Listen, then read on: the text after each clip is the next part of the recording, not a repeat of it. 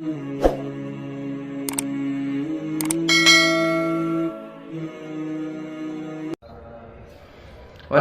أن لا إله إلا الله وحده لا شريك له والذي لا ضد له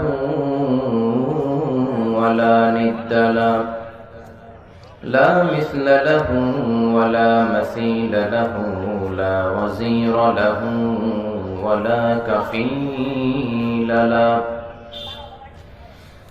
لا شبه له ولا شبيه له لا ولد له ولا والد له وهو الواحد الفرد الصمد لم يلد ولم يولد ولم يكن له كفوا أحد ونشهد أن سيدنا ونبينا وحبيبنا وبشيرنا ونذيرنا وطبيبنا وطبيب أرواحنا وحبيبنا وحبيب ربنا محمدا عبد الله ورسوله أرسله بالحق بشيرا ونذيرا وداعيا إلى الله بإذنه وسراجا منيرا أما بعد فقد قال الله تعالى في كلامه المجيد وفي فرقانه الحميد أعوذ بالله من الشيطان الرجيم بسم الله الرحمن الرحيم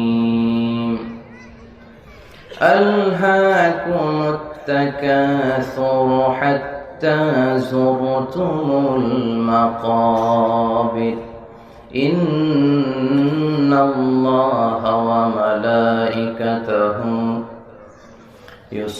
يصلون على النبي يا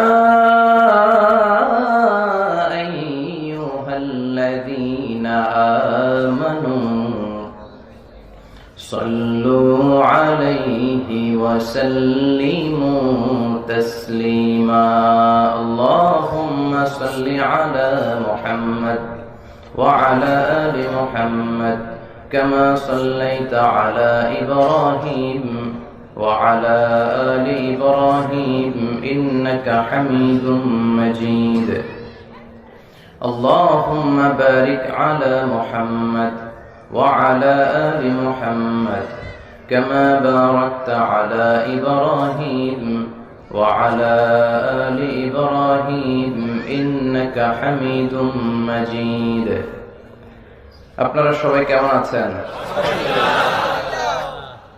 আলহামদুলিল্লাহ আমরা সবাই ভালো আছি। আমাদেরকে ভালো রেখেছে কে? আল্লাহ। আমাদেরকে সুস্থ রাখে কে? আল্লাহ। আবার মাঝে মাঝে অসুস্থ বানিয়ে পরীক্ষা করে কে? আল্লাহ। এজন্য সব সময় সব অবস্থায় সব মুহূর্তে প্রশংসা করতে হবে একজনের, তিনি কে? আল্লাহ। সব সময় সব জায়গায় আল্লাহর প্রশংসা করতে রাজি আছেন তো? আওয়াজ করে বলেন, সকালবেলা প্রশংসা করবেন কার? আল্লাহ। বিকেল বেলা? আল্লাহ। রাত্রিবেলা? আল্লাহ। খাওয়ার সময়? আল্লাহ। ঘুমানোর সময়? আল্লাহ। ভোট দেওয়ার সময়? আল্লাহ। ভোট চুরি করার সময়? চুরি করা যাবে?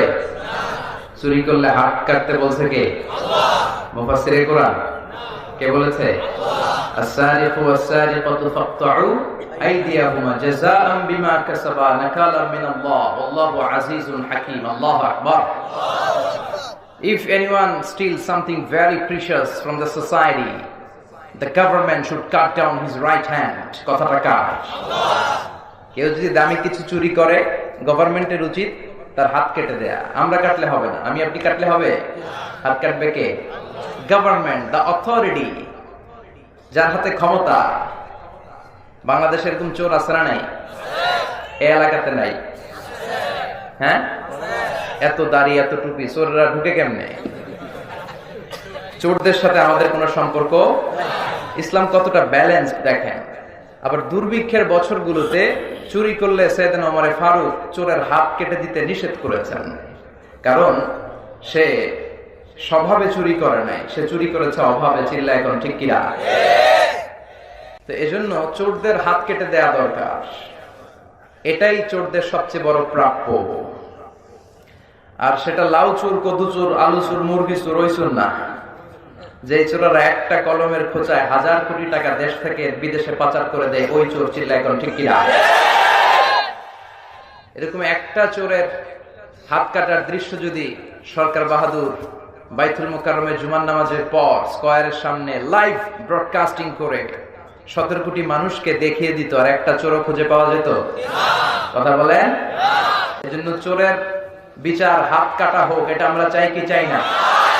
কোরআনের বিধানগুলো এই বাংলার জমিনে কায়েম হোক, আমরা চাই কি চাই না? আল্লাহর আইন দিয়ে সংসদ ভবন চলুক, চাই কি চাই না? আল্লাহর কোরআন দিয়ে এদেশের ক্যান্টনমেন্ট গুলা চলুক, আমরা চাই কি চাই না? এজন্য ভোট চুরি হোক, এটা আমরা চাই না, ঠিক কিনা? সামনে নির্বাচন, আল্লাহ তাআলা একটা সুষ্ঠু নির্বাচন যেন আমাদের দেশে হয়, তুমি তৌফিক দাও। সব ধরনের সহিংসতা, মারামারি, দাঙ্গা হাঙ্গামা থেকে তুমি আমার এই সোনার বাংলাদেশকে বাঁচাও। আমরা সাধারণ মানুষ, আমরা খেটে খাওয়া মানুষ, আমরা তো রাজনীতি বুঝি না, ঠিক কিনা? আমরা বিএনপি বুঝি না, আওয়ামী লীগ বুঝি না, জাতীয় পার্টি বুঝি না, জামাত ইসলাম বুঝি না। আমরা বুঝি যারাই ইসলামের পক্ষে, যারাই জনগণের পক্ষে, যারা মাটি ও মানুষের নেতা, তাদের পক্ষে আমাদের ভোট যেতে হবে। চিল্লা এখন ঠিক কিনা? আপনার ভোট এটা আমানত। আপনি চাইলে যারে মন চায় তারে ভোট দিয়ে দিতে পারেন না। আপনার ভোট যেতে হবে যিনি সৎ, যিনি কোরআনকে ভালোবাসে, যিনি ইসলামকে ভালোবাসে, তার সমর্থনে আপনার ভোট যাওয়া উচিত, ঠিক কিনা? এজন্য আল্লাহ তাআলা আমাদেরকে সহি সমঝ দান করুক। আমরা পড়ি আমিন। সবসময় প্রশংসা করতে হবে একজনের, তিনি কে? তার প্রশংসা করে শেষ করা যায় না, যায়? তার তাসবিহ পাঠ করে শেষ করা যায় না, যায়? তার নামের জিকির করে শেষ করা যায় না, যায়? কারণ তার নামে এত মধু আছে, পৃথিবীর আর কোন নামে এত মধু নাই, ঠিক কিনা? তার নামটা এত চমৎকার নাম, যে নামটা আমরা বিপদে পড়লে জপি। আমরা অসুস্থ হলে কারে ডাকি? তুফান আসলে কারে ডাকি? বন্যার সময় কারে ডাকি? আমি একবার বরিশালে গিয়েছিলাম, বাসে করে ফিরে আসতেছি লঞ্চে, মাঝ পথে তুফান। লঞ্চের সবাই তখন জিকির করতেছে কার? মুসলমানরাও দেখি আল্লাহরে ডাকে, হিন্দুরাও ডাকে। ঝড় থেমে যায়, সবার জিকিরও থেমে যায়। আবার ঝড় শুরু, জিকিরও শুরু। এরকম ডাকাইতে আছে না নাই? কামে লাগলে আল্লাহরে ডাকে, আছে না নাই? হঠাৎ আবার ঝড় শুরু, লঞ্চ কেঁপে উঠলো, সবার মুখে চিৎকার, বাঁচাও। আমি বললাম, কে বাঁচাবে ওকে? হুজুর আমনে বাঁচান। হুজুর দোয়া করেন, আপনি আল্লাহর মানুষ, আপনি দোয়া জানেন, আপনি বাঁচান। আমি বললাম, আমারে বাঁচাবে কে? আহা, বিপদে পড়লে বোঝা যায় কার কত ক্ষমতা, কার কত ঠেলা, ঠিক কিনা? এজন্য এই নামটা এমন নাম, আমরা বিপদে পড়লে বেশি জপি, আমরা রোগাক্রান্ত হলে বেশি জপি। এই নামটা এত মধুর নাম, যে নামটা জপতে জপতে আপনার জীবন শেষ হয়ে যাবে, কিন্তু এই নামের জিকিরের যে তৃপ্তি, সেটা শেষ হবে না, ঠিক কিনা? কারণ তিনি প্রথম, তিনি শেষ, তিনি প্রকাশ্য, তিনি গোপন। হুয়াল আউয়ালু ওয়াল আখিরু ওয়াল যাহিরু ওয়াল বাতিন ওয়া হুয়া বিকুল্লি শাইইন আলিম। প্রথমে কে? সবাই বলেন আল্লাহ। শেষে কে? আল্লাহ। প্রথমে আল্লাহ আল্লাহ, শেষেও আল্লাহ আল্লাহ, আকাশে আল্লাহ আল্লাহ, জমিনে আল্লাহ আল্লাহ। পড়েন সবাই, প্রথমে আল্লাহ আল্লাহ, শেষেও আল্লাহ আল্লাহ, আকাশে আল্লাহ আল্লাহ, জমিনে আল্লাহ আল্লাহ। নিখিল জাহান গায় গুণগান তার নামে গায় আমরাও গাহি তাআলা হামদে বারি তাআলা হামদে বারি তাআলা হামদে বারি তাআলা আল্লাহু আকবার। প্রথমেও তিনি, শেষেও তিনি, আকাশেও তিনি, জমিনেও তিনি। আবার আমরা যখন আজান দেই, আজানের প্রথম শব্দটা কি? তার মানে আজানে উনি আছেন না নাই? আমরা যখন নামাজের শুরুতে একামত দেই, প্রথম শব্দটা কি? আবার আমরা ঈদুল আজহাতে ধারালো একটা ছুরি দিয়ে যখন তার সন্তুষ্টির জন্য কোরবানি শুরু করি, প্রাণী জবাই দেই, কি বলি? নরসিংদীতে কি কর? তার মানে কুরবানিতেও আছে না নাই? আবার জিকির করি কার নামে? তার মানে আজানে আল্লাহ আল্লাহ, একামাতে আল্লাহ আল্লাহ, কুরবানিতে আল্লাহ আল্লাহ, জিকিরে আল্লাহ আল্লাহ। পড়েন পড়েন, আজানে আল্লাহ আল্লাহ, একামাতে আল্লাহ আল্লাহ, কুরবানিতে আল্লাহ আল্লাহ, জিকিরে আল্লাহ আল্লাহ। নিখিল জাহান গায় গুণগান তার নামে গায় আমরাও গাহি তাআলা হামদে বারি তাআলা হামদে বারি তাআলা হামদে বারি তাআলা। আল্লাহু আকবার। কি এক মধুর নাম, সারা জীবন জপলেও মনে হয় শেষ হবে না, ঠিক কি না? এজন্য সব সময় তার নামের প্রশংসা চলবে। রাজি আছেন সবাই? প্রশংসা করব না কেন? কেন করব না? ওয়া ইন তা'উদ্দু নি'মাতাল্লাহি লা তুহসুহা। আল্লাহ বলেন এত নিয়ামত তোকে দিয়েছি, গুণে দেখ, গুণে শেষ করা যাবে না। ঠিক যে মুহূর্তে এখন আমরা তাফসীর মাহফিলে বসে আছি, আরামসে কথা শুনছি, ঠিক এই মুহূর্তে অনেকের জীবনে দুর্ঘটনা ঘটে যাচ্ছে। অনেকের ডাকাতের কবলে পড়ে সব হারাচ্ছে।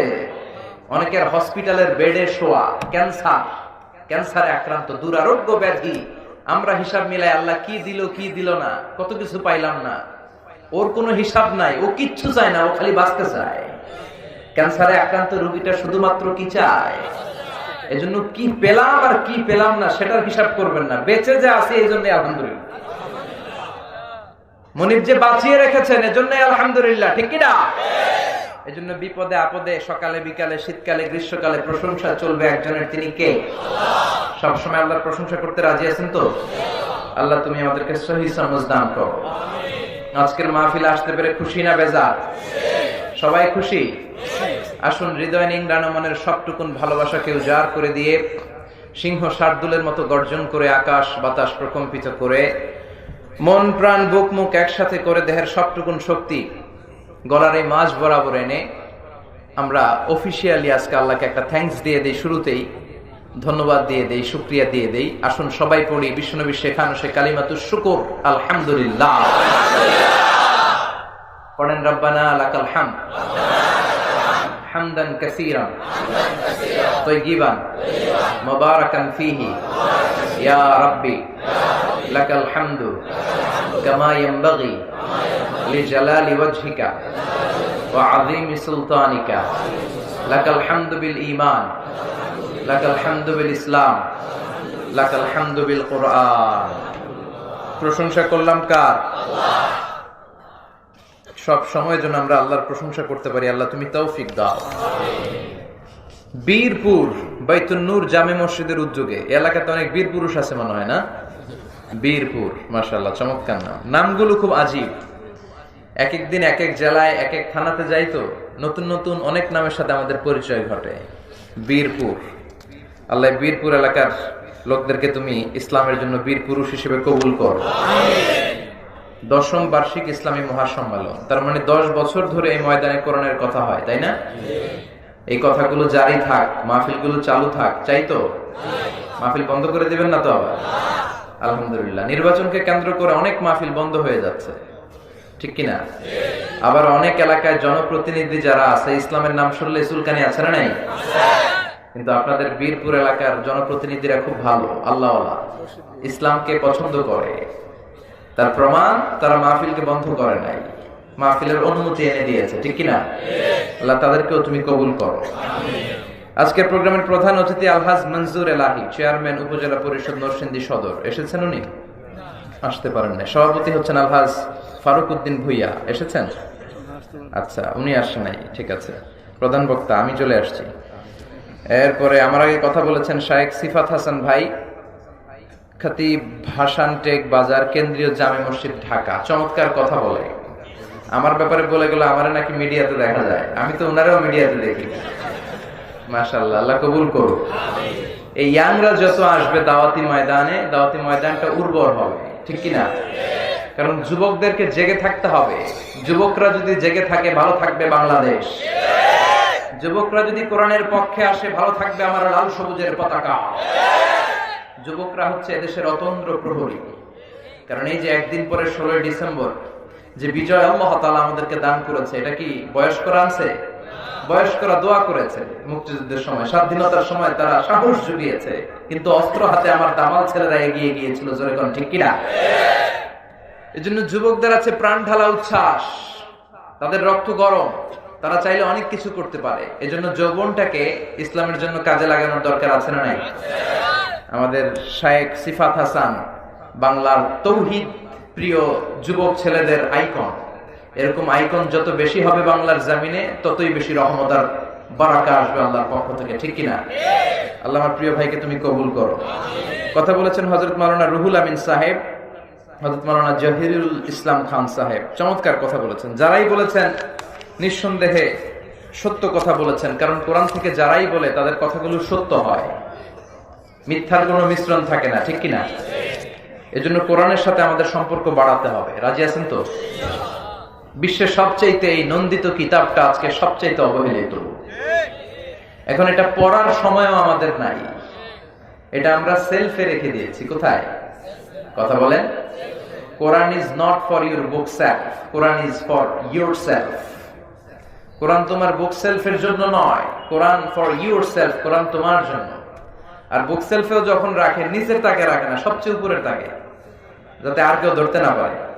মাকড়সার বাসা পড়ে কোরআনের বেহাল দশা, ঠিক কিনা? আপনাদের এলাকায় এরকম হয় না? নাকি সবাই কোরআন তেলাওয়াত করেন প্রতিদিন? প্রতিদিন কোরআন তেলাওয়াত করার দরকার আছে না নাই? কথা বলেন। কোরআনের প্রতি আমাদের প্রথম দায়িত্ব হচ্ছে we have to recite the Holi book Quran every day, daily বেসিসে কোরআন তেলাওয়াত করতে হবে, সুর করে, সুন্দর করে করে। বিষ্ণু বলেছেন মান লাম ইয়াতাগান্না বিল কোরআন ফালাইসা মিন্না, যে গুনগুন করে সুর দিয়ে কোরআন পড়ে না সে আমার উম্মত হতে পারে না। এজন্য আরব শায়েখদের সুরগুলোকে ইমিটেট করে কোরআন তেলাওয়াত করতে হবে প্রতিদিন। এমন কিতাব যে কিতাব পড়লেও লাভ, ধরলেও লাভ, শুনলেও লাভ। সুবহানাল্লাহ।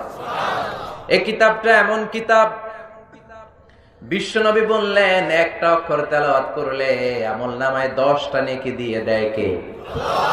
একটা আয়াত তেলাওয়াত করলে জান্নাতের বিল্ডিং এক এক তলা করে উঁচা করে দেয় কে?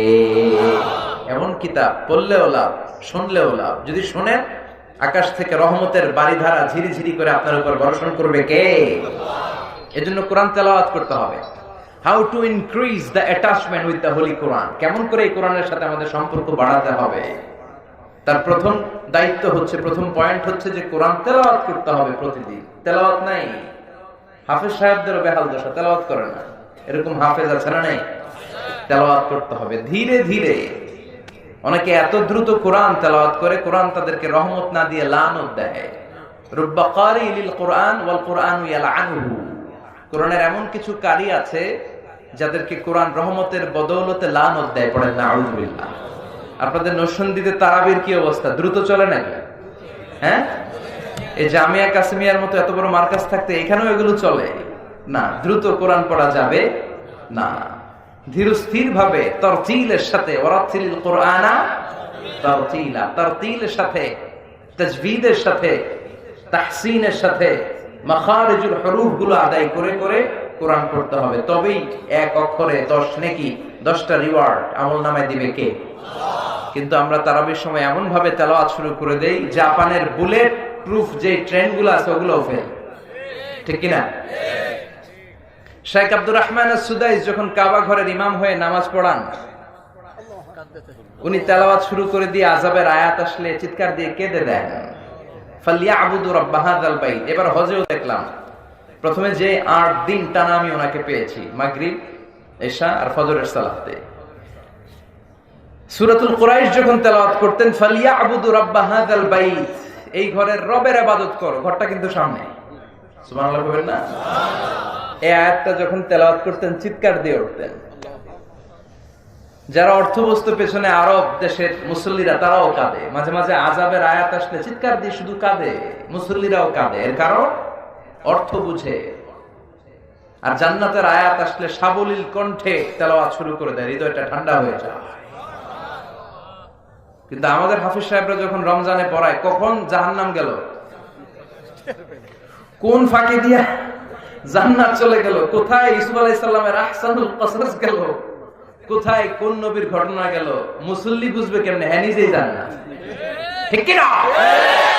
বেহাল দশা। এজন্য খবরদার, কোরআনকে মন গড়া পড়া যায় না।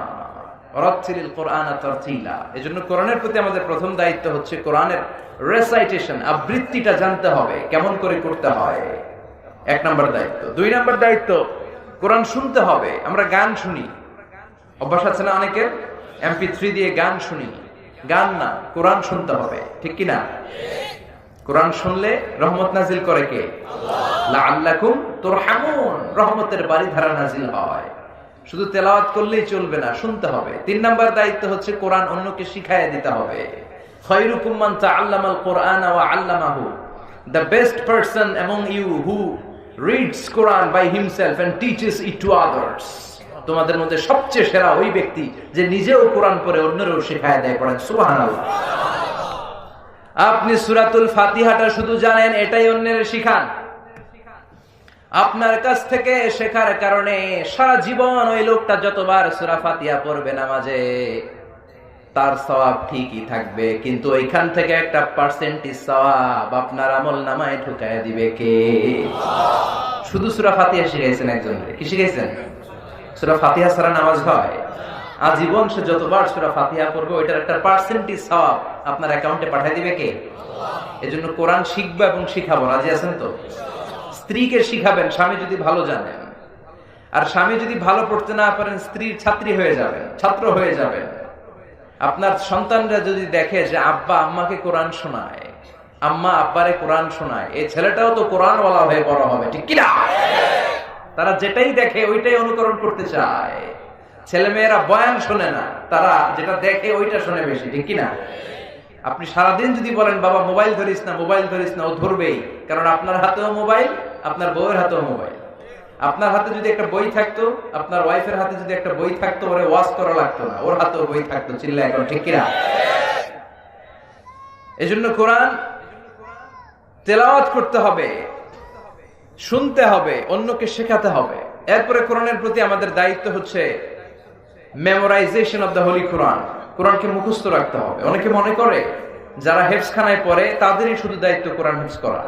এরকম একটা আইডিয়া আমাদের সমাজে আছে না? নাই? নরসিংদীতে মনে হয় এরকম নাই? আছে? বাপের 5 পোলা একটারে পড়াইছে হেফজখানায়, তুই মুখস্থ করবি 30 পারা, আর আমরা 4 ভাই 1 পারাও করব না। আছে না? নাই? নো, এটা একটা গ্লোবাল রেসপন্সিবিলিটি ফর দ্য উম্মাহ। পুরো মুসলিম উম্মার দায়িত্ব কোরআনকে হেফজ করা। আপনার ভাই হেফজখানায় পড়ে, ও 30 পারা করবে, কিন্তু আপনি করবেন 10 পারা। আপনার বোন করবে 5 পারা, আপনার মা করবে 2 পারা।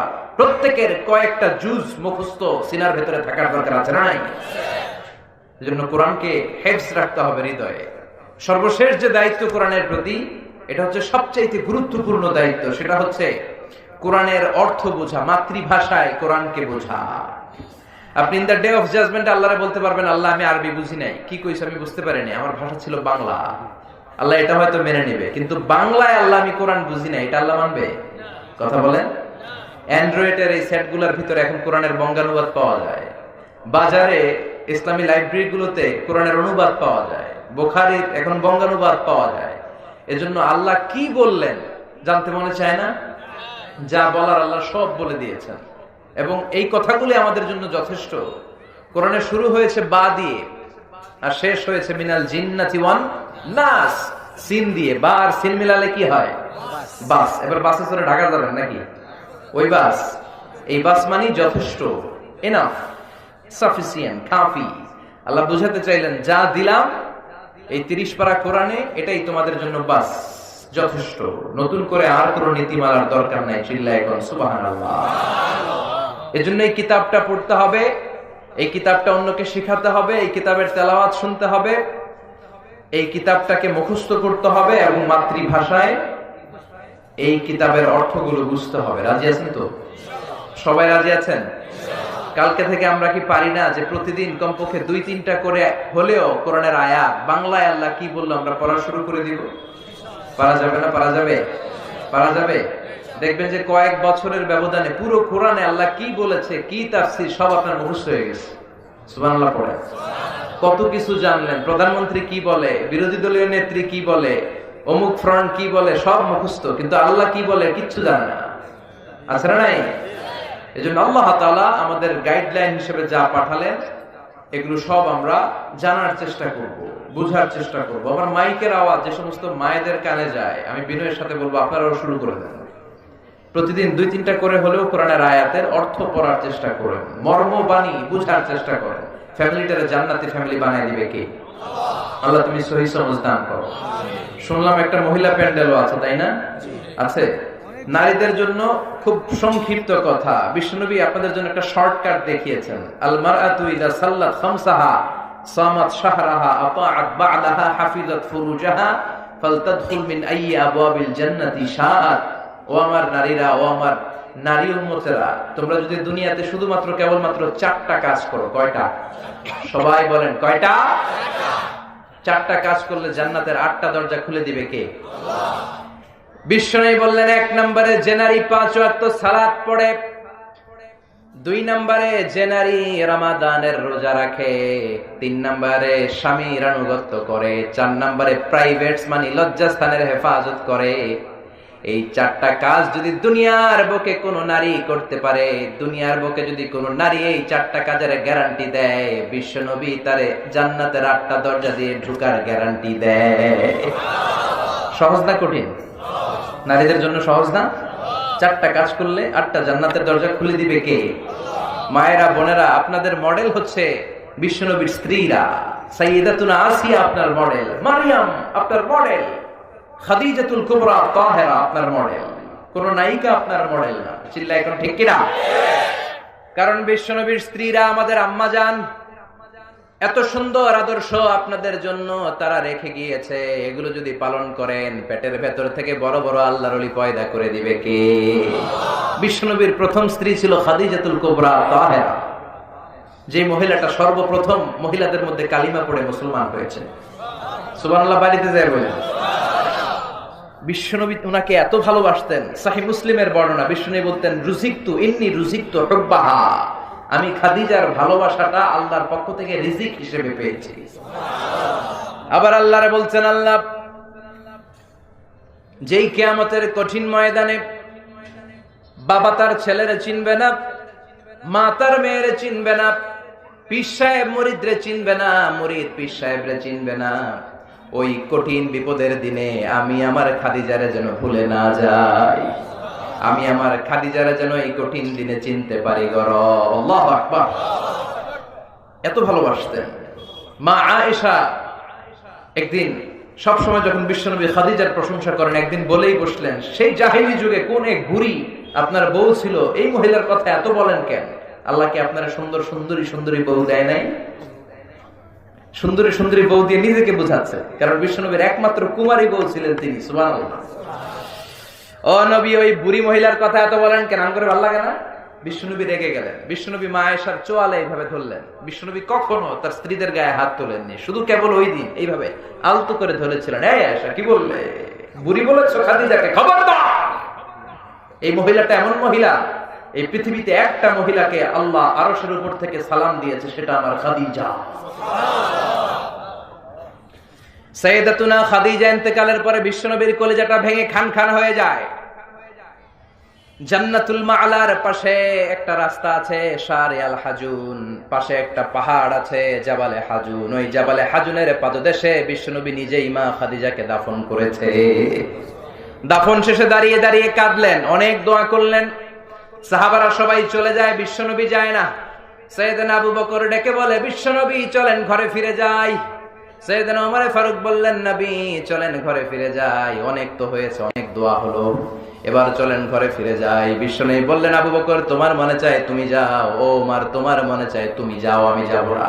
যেই মহিলাটাকে আমি এই মাটির মধ্যে এখন রেখে দিলাম, যেই নারীটাকে আমি মাত্র কবরস্থ করেছি এটা সাধারণ কোনো মহিলা না, আমার বিপদের দিনের সঙ্গিনী খাদিজা। কেউ যখন আমারে শেল্টার দেয় নাই তখন আমার খাদিজা আমারে ভুলে নাই। তোমরা যাও, আমি মুনকার নাকির আসা পর্যন্ত অপেক্ষা করব। খাদিজার কবরের প্রশ্নের জবাব দিতে যদি খাদিজার সমস্যা হয়, আমি নিজে খাদিজার কবরের 3টা প্রশ্নের জবাব দিয়ে তারপরে ঘরে ফিরে যাব রে আবু বকর। সাইয়েদনা জিবরাইল এসে ডেকে বললেন, নবী ঘরে যান, টেনশন আপনার না, টেনশন কার? আপনি চলে যান, দাঁড়িয়ে থাকার দরকার নাই। সাইয়েদাতুনা খাদিজা যদি কবরের প্রশ্নের জবাব দিতে কোনো ঝামেলায় পড়ে, আরশের উপর থেকে আল্লাহ নিজেই কবরের প্রশ্নের জবাব দিয়ে দিবে গো নবী। কি নারী ছিলেন, আজীবন বিশ্বনবীকে শেল্টার দিয়েছেন। এরকম পতি ভক্ত নারী গোটা বিশ্বে দ্বিতীয়টা নয়। আর এখন পতি ভক্তি তো দূরের কথা, আমরা করি নারী ভক্তি। কথা কন, ওনারা আমাদেরকে ভক্তি করতে চায় না, বরং আমরাই ভক্তি না করলে খাওন জোটে না। কথা বলেন, ওই যে সবাই কয় ঠিক, মানে সবাই বড্ড ঝামেলায় আছে ঘরে। আহা, নারী নির্যাতনের মামলা হয়, পুরুষ নির্যাতনের কোনো মামলা নাই। আল্লাহর কাছে চোখের পানি ছাড়বেন, কিচ্ছু করার নাই। মায়েরা, এই খাদিজাতুল কুবরা আপনার মডেল, আপনার জন্য আদর্শ। মা আয়েশা আপনার জন্য আদর্শ। কি নারী ছিল মা আয়েশা। বিশ্বনবী বললেন, আয়েশা ইন্নী রাআইতুকি ফিল মানামি সালাসা মাররাত, 3 বার আমি তোমার স্বপ্নে দেখেছি। 4র্থবার সাইয়েদনা জিবরাইল জান্নাতের রেশমি কাপড়ে মা আয়েশার চেহারাটা এনে বললেন, ও নবী দেখেন তো কেমন লাগে। বিশ্বনবী বললেন, ভালো লাগে। জিবরাইল বললেন, তাহলে বিয়ে হয়ে যাক। সুবহানাল্লাহ পড়েন। বিশ্বনবী বললেন, জিবরাইল তুমি যদি বিয়ের ঘটক হও, আল্লাহ যদি হয় কাজী, আমি মুহাম্মদ এই বিয়েতে রাজি। বিশ্বনবী সম্মতি প্রকাশ করলেন, আমি রাজি। আকাশ থেকে আল্লাহর কাছ থেকে ডিসিশন আসলো, বিয়ে হয়ে গেল দুজনের। কিন্তু ঘরে তো ফার্নিচার নাই, জাজিম বালিশ এগুলো কিচ্ছু নাই, আছে খালি সুখ। আছে কি? কথা কন। ও মিয়া, টাকা দিয়ে সুখ কিনা যায় নাকি? কিনা যায়? নরসিংদী বাজারে এমন কোন দোকান আছে সুখ বেচে? আমার অনেক দরকার সুখ, যাওয়ার সময় আমি গাড়িতে করে লয়ে যাবো। আছে? ও মিয়া, টাকা হলে গাড়ি কিনা যায়, বাড়ি কিনা যায়, সুখ কিনা যায় না। টাকা হলে বালিশ কিনা যায়, জাজিম কিনা যায়, ঘুম কিনা যায় না। কথা কন। ঘুম কিনা যায়? এদিকে কোন ডাক্তার ঘুম বেছে? ডাক্তারের কাছে যে যদি বলেন এই 5,000 টাকার ঘুম দেন, ডাক্তার কবে, দূর মিয়া, আমারই রাতে ঘুম আসে না, তোমারে কি ঘুম দিব আমি? তার মানে টাকা হলে জাজিম কেনা যায়, বালিশ কেনা যায়, কিন্তু ঘুম কিনা যায়? সুবহানাল্লাহ। সুখ, ঘুম এগুলো টাকা দিয়ে হয় না। বিশ্বনবীর ঘরে কোনো জাজিম নাই, বালিশ নাই। মাদুরের মধ্যে, চাটাইয়ের মধ্যে 2 জন শুয়ে থাকতেন রাতে। বিশ্বনবী তাহাজ্জুদের জন্য দাঁড়ালে মা আয়েশা বিশ্বনবীর সেজদার জায়গায় শুয়ে থাকতো। সেজদা দিতে গেলে মা আয়েশার চিমটি কাটলে মা আয়েশা পা সরাতেন। আবার সিজদা থেকে বিশ্বনবী দাঁড়িয়ে গেলে মা আয়েশা পা বিছিয়ে শুয়ে যেতেন। কি সুখ! এত ভালোবাসতেন মা আয়েশাকে, আদর করে ডাকতেন ইয়া আইশু। কি বলতেন? ইয়া আইশু। আবার ডাকতেন ইয়া হুমায়রা। আবার বিশ্বনবী বলতেন, আয়েশা কখন তুমি আমার উপর সন্তুষ্ট, আবার কখন তুমি আমার উপর নাখোশ, সবটাই কিন্তু আমি টের পাই রে আয়েশা। মা আয়েশা বললেন, ও নবী, কখন আপনি বুঝেন যে আমি রেগে আছি, আর কখন বুঝেন আমি আপনার উপর খুশি? বিশ্বনবী বললেন, যখন তুমি রেগে থাকো তখন তুমি দোয়া করার সময় আল্লাহর ডেকে বলো, ও সাইয়েদনা ইব্রাহিমের আল্লাহ, আপনি মদিনার উপর রহমত করেন, বরকত করেন। আর যখন তুমি আমার উপরে খুশি থাকো তখন দোয়ার সময় বলো, ও মুহাম্মদ সাল্লাল্লাহু আলাইহি সাল্লামের আল্লাহ, শেষ নবীর আল্লাহ, আপনি রহমত দিয়ে মদিনাটাকে ভর্তি করে দেন। তার মানে যখন রেগে থাকো আমার নামটা মুখে নিতে চাও না, অন্য নবী দিয়া দোয়া চালায় দাও। সুবহানাল্লাহ পড়েন। মা এসে ডেকে বললেন, নবী গো, আমি তো শুধু মুখ দিয়ে আপনার নামটা উচ্চারণ করি না, কিন্তু কলিজা থেকে তো আপনারে বাদ দিতে পারি না গো নবী। শুধু মুখেই তো বলি না, কলিজায় তো আপনি আছেন। আল্লাহু আকবার। এত ভালোবাসতেন বিশ্বনবী মা আয়েশাকে, মাঝে মাঝে কাঁধে তুলতেন। কাঁধে তুলে জানালা ফাঁক করে পর্দা সরিয়ে খেলাধুলা দেখাতেন। আবার মাঝে মাঝে একই বালতি থেকে পানি নিয়ে 2 জন গোসল করতেন। আবার মাঝে মাঝে রাত্রিবেলা 2 জনে দৌড়াদৌড়ি করতেন। আবার মা আয়েশা গ্লাসের পেয়ালার যেই জায়গায় মুখ লাগিয়ে খাবার খেতেন, বিশ্বনবী খুঁজে খুঁজে ওই জায়গায় ঠোঁট লাগিয়ে খাবার খেতেন। আবার মা আয়েশা গোশত খাওয়ার পরে হাড্ডি রেখে দিলে বিশ্বনবী মা আয়েশার চোষা হাড্ডিটা নিয়ে মুখের ভেতরে দিয়ে আবার চুষতে শুরু করে দিতে। 2210টা হাদিস তিনি বর্ণনা করেছেন। কত হাদিস যে উনি জানতেন! বিশ্বনবীর ঘরের যত বর্ণনা, রেওয়ায়াত, এগুলো বর্ণনার জন্য আল্লাহ তাআলা মা আয়েশাকে টেপ রেকর্ডার করে পাঠিয়েছেন। তো সুবহানাল্লাহ। চিকিৎসা শাস্ত্রে মা আয়েশার মতো এত তথ্য মদিনায় কেউ জানতো না। কত কবিতা মুখস্থ জানতো, উনি নিজেই জানতেন না। সুবহানাল্লাহ। এজন্য বিশ্বনবীর ইন্তেকালের পরে সাহাবাদের মধ্যে যদি কোনো মাসআলা নিয়ে তর্ক বিতর্ক হতো, এটার সলিউশন নেয়ার জন্য, সমাধান নেয়ার জন্য সবাই মিলে মা আয়েশার কাছে চলে আসতে। আমার মায়েরা, এই মা আয়েশা আপনার মডেল। আমার বোনেরা, খাদিজাতুল কুবরা আপনার মডেল। নায়িকারা আপনার মডেল নয়, ঐশ্বরিয়া রায় আপনার মডেল নয়, ক্যাটরিনা কাইফ আপনার মডেল নয়, প্রিয়াঙ্কা চোপড়া আপনার মডেল নয়। চিল্লায় বলেন ঠিক কিনা? আপনাদের পেটগুলো হলো এক একটা খনি। দুনিয়াতে যত নবী এসেছে সব মায়েদের পেট থেকে এসেছে, নাকি আকাশ থেকে ধপাস করে পড়ছে? যত ওলি এসেছে সব মায়েদের পেট থেকে, আবার যত ডাকাত এসেছে ওগুলোও মায়েদের পেট থেকে। জোরে কোন ঠিক কিনা? এজন্য বিষ্ণু বলেছেন, দুনিয়া কুল্লুহা মাতা ওয়া খায়রু মাতা'আদ দুনিয়া আল মারআতু সালিহা। পৃথিবীর সবকিছু সম্পদ, আর এই সব সম্পদের মধ্যে সবচেয়ে দামি সম্পদ হচ্ছে নেককার নারী, সতী সাধবী নারী। পড়েন আলহামদুলিল্লাহ। আমার যে সমস্ত মায়েরা, বোনেরা মহিলা প্যান্ডেলে কথা শুনছেন, আল্লাহ তাআলা আপনাদেরকেও কবুল করুন। আরো জোরে পড়েন আমিন। শোনার কথা না বাড়িয়ে সরাসরি আমরা কোরআন থেকে কথা শুনি, কারণ এই বইটা হচ্ছে the problem solving methodology. It's not a problem creating methodology. এই বইটা এমন অসাধারণ একটা বই, এটা মহাবিশ্বের মহাবিস্ময় মহাগ্রন্থ আল কোরআন আল কারীম, যে বইটা কখনো সমস্যা লাগায় না। সমাজে লাগায় সমস্যা, খুলে দেয়।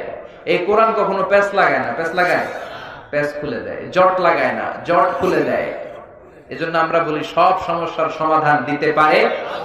সমাধান চাও যদি জীবনে, মরণে ফিরে যাও, খুঁজে নাও, চোখ রাখো কোরআনে। চোখ রাখবেন কোথায়? নাকি এটিএন বাংলার পর্দায়?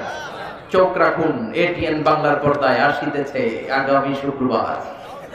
বলে না এগুলা? না, চোখ রাখতে হবে শুধু একটা কিতাবে। বইটার নাম কি? পড়েন পড়েন। সমাধান চাও যদি জীবনে, মরণে ফিরে যাও, খুঁজে নাও, চোখ রাখো কোরআনে। If you want the solution this dunya and akhirah, go back, have a look to the holy Quran. সুবহানাল্লাহ। দুনিয়া আখিরাতের যত সমস্যা, তার সমাধান আল্লাহ তাআলা যে কিতাবটাতে দিয়েছেন, কিতাবটার নাম সবাই বলেন। এই কোরআনে কোনো ভুল আছে? কোনো সন্দেহ? This is the book whereof there is no doubt in it and a guidance to those who are muttaqin. এমন বই, কোনো ভুল নাই, কোনো ভুল নাই, কোনো সন্দেহ নাই, কোনো ডাউট নাই, কোনো সাসপিশন নাই। মুত্তাকিনদের জন্য রহমত, বরকত আর গাইডলাইন দিয়ে বইটাকে পরিপূর্ণ করেছে কে? আবার রাব্বুল আলামিন বলেন, কিতাবুন أنزلناه إليك لتخرج الناس من الظلمات إلى النور. Muhammad sallallahu alayhi wa sallam, the last messenger, the beloved messenger of mine, I've revealed this holy and sacred book unto you in order to lead the mankind out of darkness into the light. ও নবী, কেন এই কোরআন পাঠালাম জানো নাকি? শোনো। অন্ধকারাচ্ছন্ন মানুষগুলোকে আলোর পথে নিয়ে যেতে, জাহান্নামী গুলারে জান্নাতি বানাতে, বাম আর রামপন্থী গুলারে ডানপন্থী বানাতে। জোরে কোন ঠিক কিনা? কোরআন যারা পড়ে, কোরআন যারা মানে, বামপন্থী থাকতে পারে? এরা ডানপন্থী। এরা কি? আমরা সবাই কোন পন্থী? জান্নাতে ঢুকবে কোন পন্থীরা? এরকম মুষ্টিবদ্ধ ডান হাতটাকে উপরের দিকে করে বলেন তো, আমরা সবাই কি পন্থী? ডানপন্থী ছাড়া কেউ জান্নাতে ঢুকতে পারবে? সব নবীরা কোন পন্থী ছিল? আমরা ডানপন্থী থেকেই যেন কবরে যেতে পারি। আল্লাহ তৌফিক দাও। আর জোরে পড়েন আমিন। এই বইটার যেদিক দিয়ে কথা বলি ওই দিক দিয়ে এলাম, ওই দিক দিয়ে শিক্ষণীয় বিষয় আছে না নাই? এজন্য এই কিতাবটাকে বলা হয় তলাবিহীন সাগর। কি বলে? কথা কর। এটা সাগর কিন্তু কি নাই? তলা নাই। সুবহানাল্লাহ পড়বেন না? এত রহমত, এত বরকত, এত তথ্য উপাত্ত ইনফরমেশনের ছড়াছড়ি এই কিতাবের ভেতরে, অবাক হয়ে যেতে হয়। মানব প্রয়োজনে এমন কোন জিনিস নাই যে আল্লাহ তাআলা এই কিতাবের ভেতরে বলে নাই।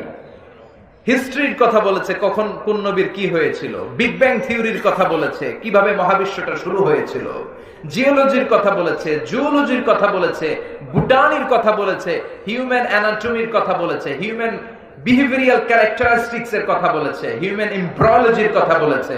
এমন কোন জিনিস নাই যেটা আল্লাহ কোরআনে উল্লেখ করেন নাই। সুবহানাল্লাহ। এজন্য এই কিতাবের যেখান দিয়ে আমরা পড়বো বরকত আছে না নাই? আর এই তাফসীর মাহফিলগুলোতে আমাদের সিলেবাস একটাই, নাম কি? কথা কন। এই কোরআনের বাইরে অন্য কোন সিলেবাস থেকে কথা বললে আপনারা শুনবেন? অন্য কোন কিতাব থেকে যদি এখানে আলোচনা হয় শুনবেন? একটা বই থেকে আমরা শুনতে এসেছি, বইটার নাম কোরআন। আমি আমার খুতবার শুরুতে ছোট্ট একটা আয়াত তেলাওয়াত করেছি, সূরাতু আত-তাকাসুরের প্রথম দুটি আয়াত। এই আয়াতের আলোকে আমি কিছু কথা আপনাদের সাথে শেয়ার করবার চেষ্টা করব, যদি আল্লাহ তাআলা আমাদেরকে তৌফিক দেয়। আমরা সবাই পড়ি ইনশাআল্লাহ। সূরাতুত তাকাসুর আমাদের অনেকের মুখস্থ আছে না? বলেন তো এটা কোরআনের কোন জুজে অবস্থিত, মানে কোন পাড়ায় অবস্থিত? 30তম পাড়ায় অবস্থিত। এই সূরাটি কোরআনের ধারাক্রম অনুসারে 102 নাম্বার সূরা। কয় নাম্বার? এই সূরাটি মাক্কি সূরা। কি সূরা? সবাই বলে। I consider in my lecture the person sitting in front of me as a student of me. আমি যখন আলোচনা করি, সেমিনারে কথা বলি বা তাফসীর প্রোগ্রামে কথা বলি, যারা বসে আছে আমি সবাইকে ছাত্র মনে করি, আমি নিজেকে শিক্ষক মনে করি। আর কিছুক্ষণ আগে আমাদের সিফাত ভাই কথা বলছিলেন, আমি তখন বসেছিলাম, আমরা সবাই বসেছিলাম, আমরা তখন ছাত্র ছিলাম, সিফাত ভাই ছিল আমাদের শিক্ষক, ঠিক কিনা? আবার আমার পরে কেউ যদি বয়ান করে, উনি আমাদের সবার শিক্ষক, আমরা সবাই ওনার ছাত্র।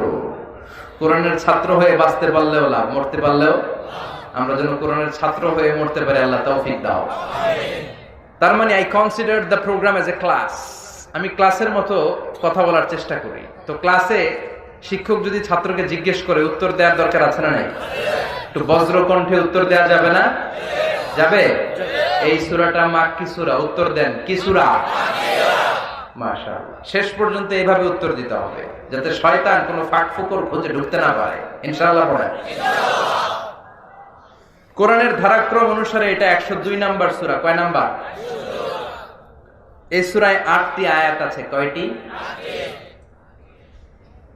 এই সূরাটি মাক্কি সূরা, খুব ছোট সাইজের সূরা। বিশ্বনবী একবার রাত্রিবেলা সাহাবাদেরকে জিজ্ঞেস করলেন, তোমাদের মধ্যে কে আছো প্রতি রাতে 1000 কোরআনের আয়াত পড়ে বিছানায় ঘুমোতে যেতে পারো? কেউ হাত তোলে না।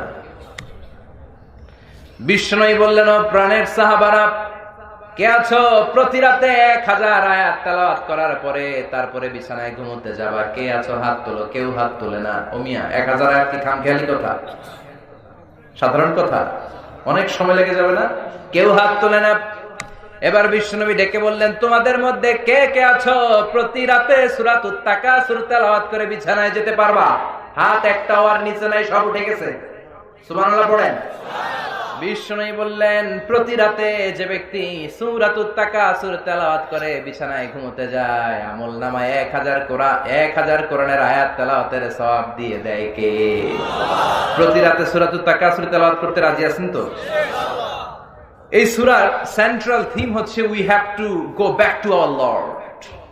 কেন্দ্রীয় আলোচ্য বিষয় হচ্ছে আমরা থাকতে আসি নাই, চলে যাব।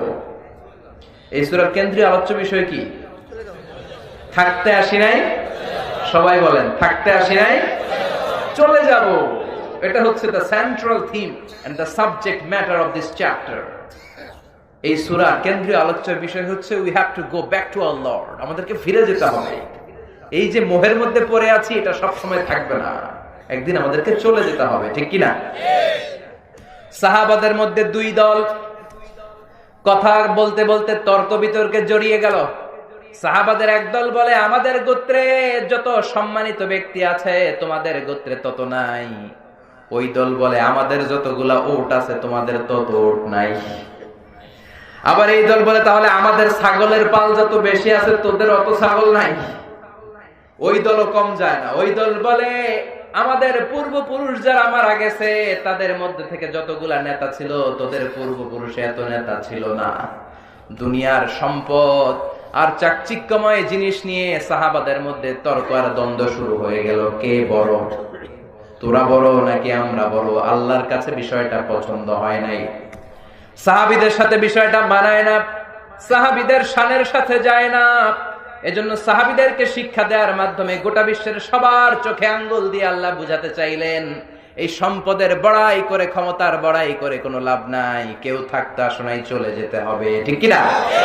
তখনই আল্লাহ আয়াতটা নাযিল করে দিলেন, আল্লাকুমুত তাকাসুরু হাত্তা যুরতুমুল মাকাবির। দুনিয়ার লোভ লালসা, দুনিয়ার চাকচিক্য, দুনিয়ার প্রাচুর্য তোমাদেরকে গাফেল করে দিয়েছে।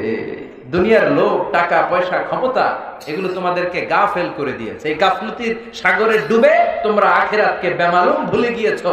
এই গাফলতি তোমাদের কমবে না হাত্তা যুরতুমুল, যতক্ষণ না তোমরা কবরে যাওয়া। কার কথা?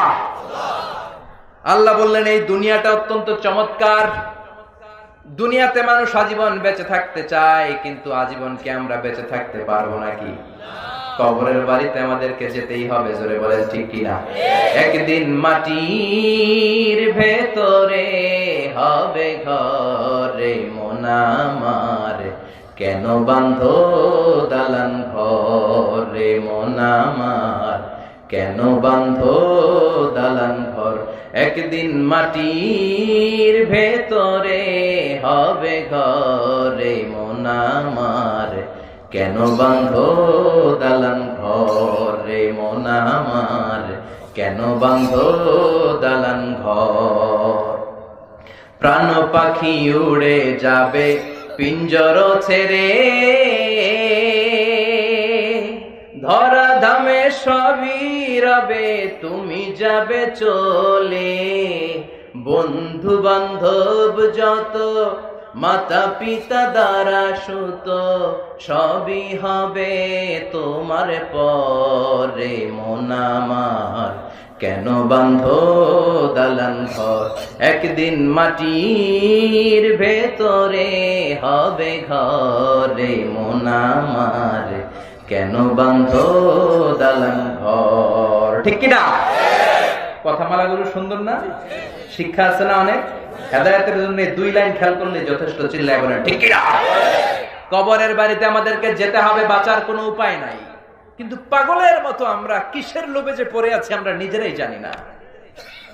পুরো পৃথিবীটা আসলে একটা ধোঁকা, এটা একটা মোহ। আমরা মোহাচ্ছন্ন হয়ে আছি। পৃথিবীটা একটা মরীচিকা, মরার পরে মনে হবে গোটা জীবনটা ছিল আমার একটা দুঃস্বপ্ন। নতুন এক জগতে আমরা প্রবেশ করব, ঠিক কিনা? এজন্য কবরে আমাদেরকে যেতেই হবে, মরতেই হবে। কুল্লু নাফসিন যায়িকাতুল মাউত, সব আত্মাকে মৃত্যুর স্বাদ নিতে হয়। কার কথা? মরতেই হবে, বাঁচার কোনো উপায় নাই। The most certain thing in our life is death, and the most uncertain thing in our life is the time of death. আমাদের জীবনের সবচেয়ে সুনিশ্চিত বিষয় হচ্ছে মৃত্যু, মরবই, এটা আমরা সবাই জানি। কিন্তু সবচেয়ে অনিশ্চিত বিষয় হচ্ছে দ্য টাইম অফ ডেথ, মরার সময়টা। কখন মরবো আমরা জানি না।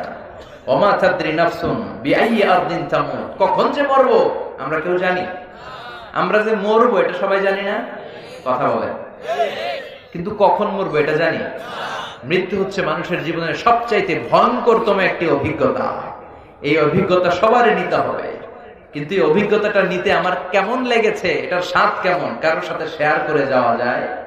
কারো কাছ থেকে আমরা শুনিও নাই। এজন্য আল্লাহ বললেন পৃথিবীটা ধোঁকা, ধোঁকার সাগরে তোমরা বসবাস করেছো। টাকার পেছনে, মোহের পেছনে পাগলের মতো ছুটে বেড়াচ্ছ। এই মোহ তোমাদের কাটবে না যতক্ষণ না তোমরা কবরে ঢুকবা। আলহাকুমুত তাকাসুরু হাত্তা যুরতুমুল মাকাবির।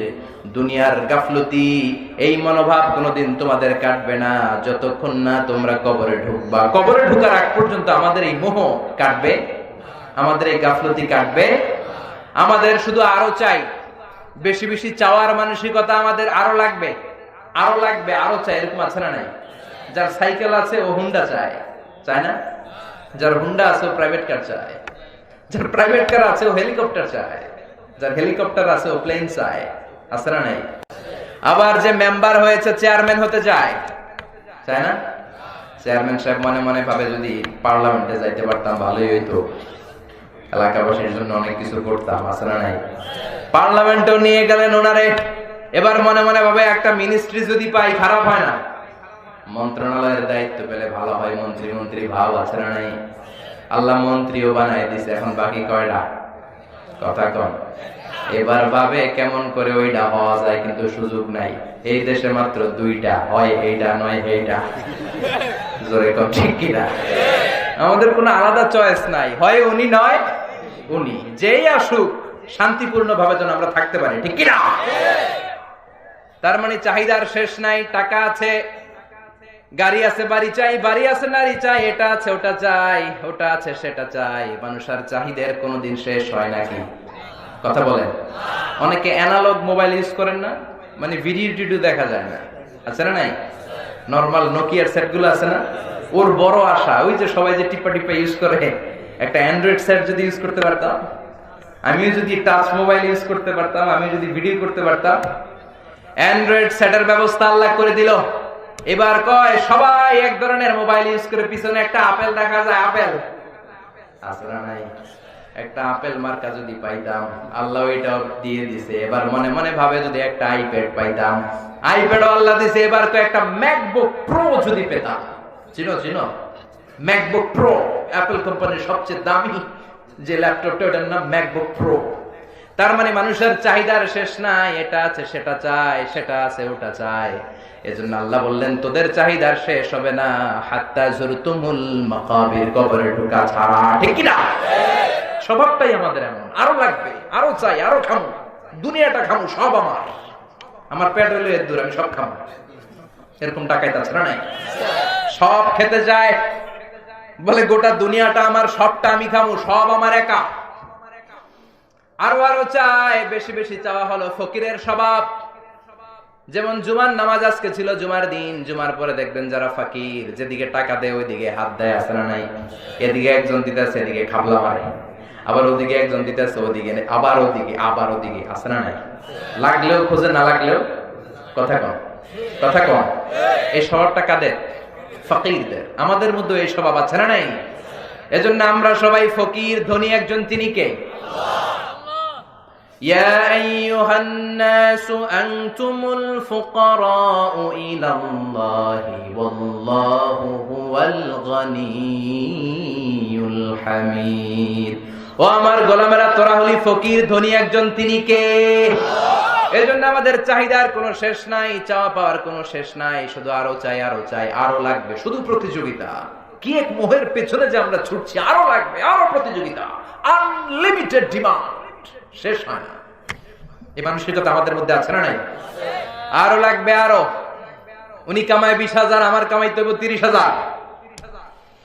ওনার ফ্ল্যাট 2টা, আমার লাগবে কয়টা? আমার লাগবে 4টা। কিন্তু উনি যে তাহাজ্জুদ পড়ে ওই চিন্তা নাই। উনি তাহাজ্জুদ গুজার, আমার আরো তাহাজ্জুদ বেশি বেশি পড়ে আল্লাহর প্রিয় ভাজন হওয়া দরকার, ওই চিন্তা নাই। জোরে কোন ঠিক কিনা? প্রতিযোগিতা, কম্পিটিশন, কেমন করে বড় টাওয়ার বানানো যায়। বিষ্ণু বলেছেন কিয়ামতের আগ দিয়ে একটা আলামত ঘটবে, ওয়া আনতারাল হুফাতাল উরাতাল আলাতা রিয়া আশায়াতাতাওয়ালুনা ফিল বুনিয়ান। Before the day of judgment, you will see people will start to compete to constructing high rises building in your cities. তোমাদের শহরে বড় বড় আকাশচুম্বী স্কাই স্ক্রিপার বিল্ডিং বানানোর প্রতিযোগিতা কিয়ামতের আগে শুরু হয়ে যাবে। শুরু হয়েছে না? কথা কম। আচ্ছা, নরসিংদীতে মুরব্বী যারা আছেন বলেন, আজ থেকে 20 বছর আগে নরসিংদী শহরে বড় বড় দালান ছিল, টাওয়ার ছিল? ঢাকা শহরে আজ থেকে 20 বছর আগে এখন যে অবস্থাটা, এরকম উঁচু উঁচু টাওয়ার ছিল? এজন্য বিষ্ণু বলেছেন ওয়া আনতারাল হুফাতাল উরাতাল আলাতা রিয়া আশায়াতাতাওয়ালুনা ফিল বুনিয়ান। তোমরা দেখবে এমন কিছু লোক সমাজে, ওদের কিচ্ছু ছিল না, পায়ে দেওয়ার মতো জুতা ছিল না, গায়ে দেওয়ার মতো জামা ছিল না, খাওয়ার মতো কোনো খাবার ছিল না, হু হু করে এরা ধনী হয়ে যাবে, আর সমাজের এদিকে ওদিকে বড় বড় টাওয়ার করার প্রতিযোগিতা শুরু করে দিবে। আছে না নাই? বিশাল টাওয়ারের মালিক। আরব বিশ্ব এই ক্ষেত্রে এক ধাপ এগিয়ে, খালি টাওয়ার বানায়। এবার হজে যাওয়ার সময় জেদ্দাতে দেখেছি পৃথিবীর সবচাইতে উঁচু টাওয়ার, কিংডম টাওয়ার, নাম শুনছেন? এটা গত 5 বছর ধরে এটার কনস্ট্রাকশন শুধু চলছে, আগামী বছর শেষ হবে। এটা উচ্চতায় প্রায় 1000 মিটার উঁচু। কত মিটার হিসাব করে বলেন? 1000 মিটার মানে কত কিলোমিটার? হ্যাঁ, 1 কিলোমিটার। একটা বিল্ডিং যদি 1 কিলোমিটার উঁচু হয়, এটার সামনে যাই আমি তাকামু কেমনে? আমার টুপি পরে যাবে পিছনে। কথা কর। 170 তলা, 170 তলা। দুবাইতে একটা আছে বুর্জ আল খলিফা, 818 মিটার উঁচু, 163 তলা। যারা হজ উমরা করেছেন দেখেছেন কাবা ঘরের পাশে বিশাল একটা 120 তলা, কি নাম? জামজাম টাওয়ার বলে স্থানীয় লোকেরা। আসলে এটার নাম হচ্ছে দি মক্কা রয়্যাল ক্লক টাওয়ার। 120 তলা, বিশাল ঘড়ি আছে। 20 কিলোমিটার দূর থেকে ওই ঘড়ির টাইম দেখা যায়। মক্কার লোকেরাকে আমরা এখন ঘড়ি পরি না, আমরা 30 কিলো দূরের থেকে ওদিকে তাকাই দেখি কয়টা বাজে। সুবহানাল্লাহ করেন না? আল্লাহু আকবার। 120 তলা উঁচু এই পুরো বিল্ডিংটা ওয়াকফ ইবনুল আব্দুল আজিজ, এটা ওয়াকফ করে দেয়া হয়েছে, এন্ডোমেন্ট ফান্ড ফর দ্য মসজিদুল হারাম। এই 120 তলা টাওয়ারের শপিং মল গুলো থেকে যে ভাড়া আসে, হোটেল গুলো থেকে যে ভাড়া আসে, সব টাকাগুলো মসজিদুল হারামের জন্য ওয়াকফ করে দেয়া। 120 তলা উঁচু। চীনে একটা আছে সাংহাই টাওয়ার, তাইওয়ানে একটা আছে দি টাইপেডাং 101, 101 তলা। আমি যেখানে বছরের বেশিরভাগ সময় থাকি মালয়েশিয়ার কুয়ালালামপুরে, ওইখানে একটা আছে টুইন, যমজ ভাইয়ের মতো। এটার নাম হচ্ছে KLCC।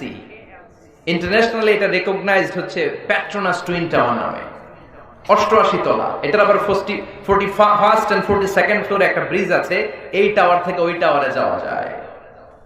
ওমিয়া, কিয়ামতের আগে ইদা জুলজিলাতিল আরদু জিলজালাহা বলে আল্লাহ যে একটা ভাইব্রেশন দিবেন, একটা ভূকম্পন দিবেন, ওই ভূমিকম্পে একটা টাওয়ারও কি টিকবে?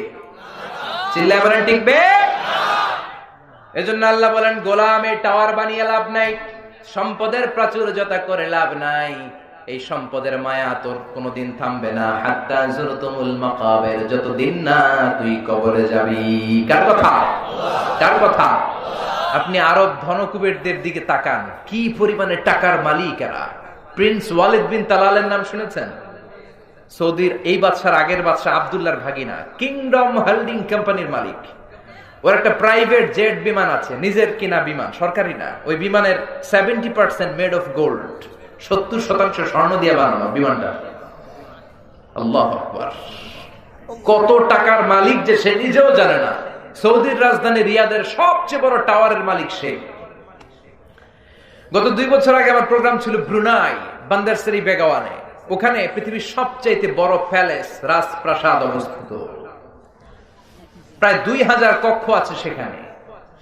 এটার মালিক হচ্ছে সুলতান হাসান আল বালখিয়া, গ্র্যান্ড হায়াত হোটেলের মালিক। তার সংগ্রহে 500টা রোলস রয়েস গাড়ি আছে।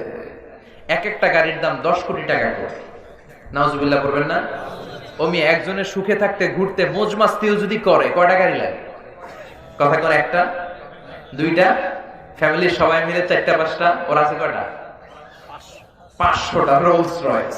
আর অন্যান্য ব্র্যান্ড তো আছেই, Ferrari, Maybach, Lamborghini, Chevrolet, Range Rover, BMW, Mini Cooper, Mercedes Benz, Volkswagen, Audi, অভাব না। এজন্য আল্লাহ বললেন, গোলাম এই সম্পদ, এই টাকার পাহাড়, এই জেট বিমান, এই গাড়ি তোরে বাঁচাতে পারে না। বাঁচাতে পারে কে? দুনিয়ার গাফলতি ছেড়ে দে, কিন্তু গাফলতি কমবে না যতদিন না তুই কবরে ঢুকবি। কার কথা? সম্পদ উপার্জন ইসলাম বাধা দেয় না। যদি সম্পদ উপার্জন করে প্রশংসা আল্লাহর করেন, কোনো বাধা আছে? যাকাত ফরজ হলে যদি যাকাত দিয়ে দেন, কোনো বাধা আছে? ইসলাম বলে রাস্তার এক পাশে গাছতলা, আরেক পাশে 5 তলা, এটা ইসলাম মেনে নেয় না। চিল্লায় এখন ঠিক কিনা? এজন্য টাকার পাহাড় দেখে ভিমড়ে যাবেন না।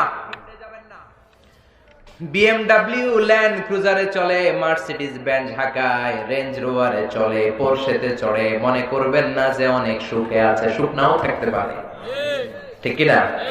কারণ টাকা যার বেশি, রোগ তার বেশি। টাকা যার বেশি, টেনশন তার বেশি। টাকা যার নাই, টেনশনও তার নাই, ঠিক কিনা?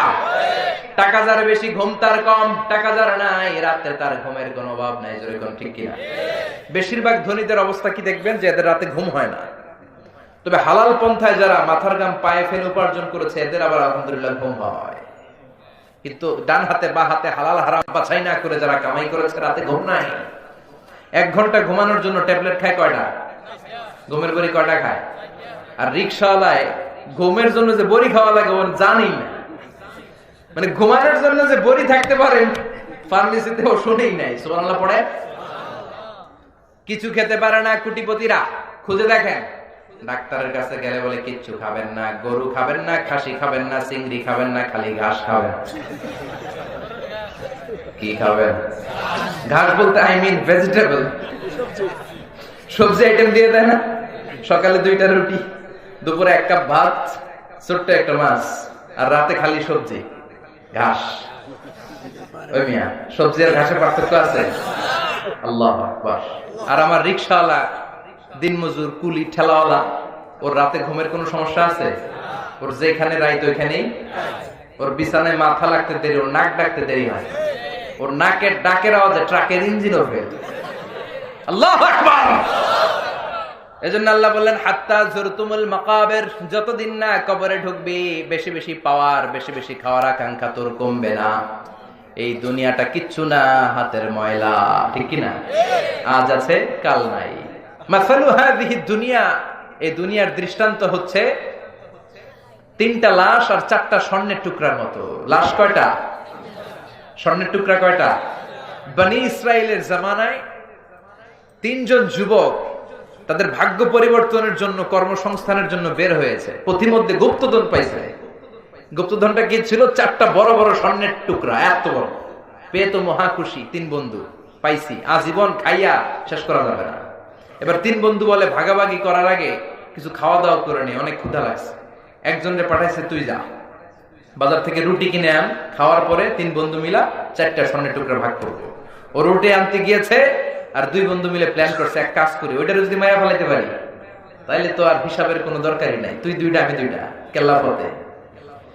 রুটি আনতে যে গিয়েছে মনে মনে ভাবে রুটিতে বিষ মিশায় নিয়ে যাবো। কি মিশামু?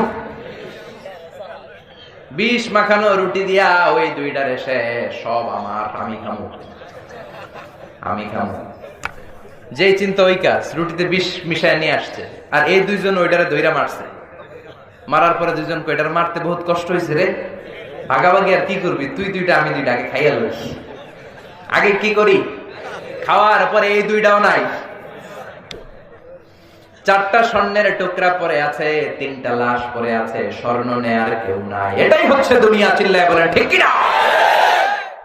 এজন্য আল্লাহ বললেন আলহাকুমুত তাকাসুরু হাত্তা যুরতুমুল মাকাবির, দুনিয়ার লোভ লালসা তোমাদেরকে গাফেল বানিয়ে দিয়েছে। গাফলতি কমবে না যতদিন না কবরে ঢুকো। টাকা টাকা আরো লাগবে, আরো লাগবে, ক্ষমতা ক্ষমতা আরো লাগবে। টাকা উপার্জনে বাধা নাই, কিন্তু হালাল পন্থায় হতে হবে। নিসাব পরিমাণ হলে যাকাত দিয়ে দিতে হবে, কিন্তু যাকাতের লুঙ্গি আর শাড়ির নামে নাটক করা যাবে না। চিল্লা এখন ঠিক কিনা? যাকাতের লুঙ্গি দেয় না, যাকাতের শাড়িও তো দেয়। এটা কি যাকাত দেওয়ার কোনো পলিসি? এটা যাকাত দেওয়ার কোনো পদ্ধতি? যাকাত এমন ভাবে দিতে হবে যাকে আপনি দিবেন, you are the payer and he is the receiver. Zakat will be taken from the richer section of the society and it will be distributed among the poorer section of the society. ধনীদের থেকে নিয়ে গরিবদেরকে দারিদ্রতা বিমোচনের কাজে লাগানো, এমন ভাবে দিতে হবে যে আর কোন লাইনে যে যেন ওর হাত না পাতে। চিল্লা এখন ঠিক কিনা? ওরা একটা অস্ট্রেলিয়ান গাভী কিনে দেন, প্রতিদিন 20 কেজি করে দুধ বিক্রি করবে, ফ্যামিলিটা চালাবে। ওর যদি জোয়ান ছেলে থাকে সিএনজি কিনে দেন, অটো রিক্সা কিনে দেন, ওইটা চালায় চালায় ফ্যামিলি চালাবে। অথবা একটা ঝালমুড়ির দোকান করে দেন, চায়ের টং দোকান করে দেন, ওইটা বিক্রি করে করে আজীবন চলবে। কিন্তু শাড়ি দিলে, লুঙ্গি দিলে তার কোনো কাজ, কোনোদিন তার কোনো উপকার হয় নাকি? কথা কর। শাড়ি দিলেন, লুঙ্গি দিলেন, ওর দারিদ্রতা বিমোচনের কোনো উপকার হয়? তা সকালে শাড়ি দিয়েছেন, বিকেলে যে আবার লাইনে দাঁড়ায়। বিকেলে লুঙ্গি দিয়েছেন, তারপর দিন সকালে আবার লাইনে দাঁড়ায়। আবার যাকাতের শাড়ি আনতে যে পদপৃষ্ট হয়ে লোকজন মারা যায়, এমন ঘটনা আছে না নাই? নরসিংদীতে এগুলা নাই? আর জাকাতের শাড়িও কি মাশাআল্লাহ, দেখছেন নি? হ্যাঁ, মশারি ফেল, একবার ধুইলে শাড়ি বেশকি বেরা থাকে, রং থাকে না, আছে না নাই? এই জাকাত নয়। যাকাত ও ফি আমওয়ালিহিম হাক্কুন লিসাইলি ওয়াল মাহরুম, তোমার সম্পদে গরিবদের প্রতি তোমার করুণা নয়, এটা অধিকার, তোমারে দিতেই হবে। চিল্লায় এখন ঠিক কিনা? এজন্য আল্লাহ বললেন ওয়াল্লাযীনা ইয়াকনিজুনা আয-যাহাবা ওয়াল ফিদ্দাতা ওয়া লা ইউনফিকুনাহা ফী সাবিলিল্লাহি ফাবাশশিরহুম বিআযাবিন আলীম। আল্লাহু আকবার।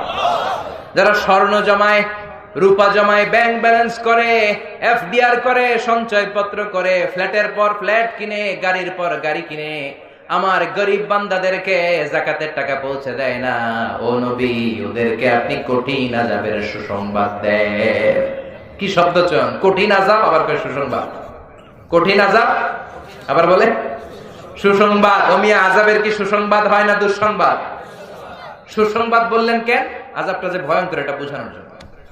আযাবের পানিশমেন্টের সিভিয়ারিটি, দ্য লেভেল অফ সিভিয়ারনেস বোঝানোর জন্য। পরীক্ষায় ছেলে গণিতে ফেল করছে, মা বলে চান্দু ফেল করছো, তোমার বাপে আসুক, এমন মাইট দিবে মজা টের পাবি। ওমিয়া মাইট দিলে কি মজা লাগে না ব্যথা লাগে? তো মা তো বললো মজা টের পাবি, তার মানে মাইটটা যে করা হবে, মাইটটা বড় ডেঞ্জারাস। ইন্না বাতশা রাব্বিকা, আমার আল্লাহর ধরা বড্ড প্রচন্ড কড়া। আমার আল্লাহ সুযোগ দেয়, ধরে না, কিন্তু যখন ধরে তখন আবার ছাড়ে না, ঠিক কিনা? ধরে ধরে ধরে না, ধরলে আল্লাহ সব সময় ধরে না, ধরলে ছাড়ে না। খবরদার। ফাতুকুয়া বিহা জিবাহুম ওয়া জুনুবুহুম ওয়া যুহুরুহুম, 1000 বছর জাহান্নামের আগুনের মধ্যে লোহার খুন্তি গরম করে কপালে একটা ছেক দেয়া হবে, পাজরে ছেক দেয়া হবে, পিঠে ছেক লাগানো হবে যারা যাকাত দেয় নাই। এজন্য যারা যাকাত আদায় করেন না, নরসিংদীর বিজনেস ম্যাগনেট ভাইরা খবরদার, কারুনের জীবনী থেকে শিক্ষা নেন। কারুন ছিল অনেক ধনী।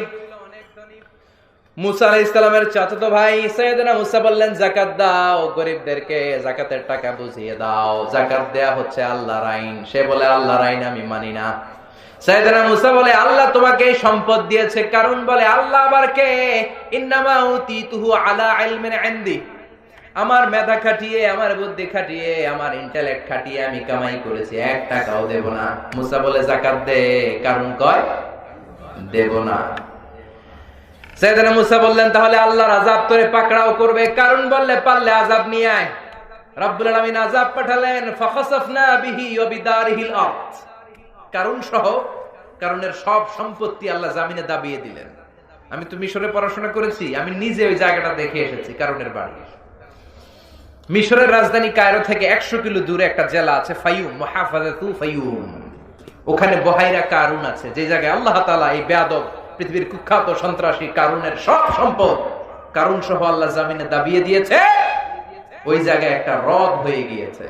কিন্তু আজও গোটা বিশ্বের মানুষের শিক্ষার জন্য একটা তার প্রাসাদের ভগ্নাংশ, সামান্য একটা অংশ গোটা বিশ্বের মানুষের ইতিহাসের জন্য, শিক্ষার জন্য আল্লাহ সামান্য কিয়দাংশ রেখে দিয়েছে। সুবহানাল্লাহ।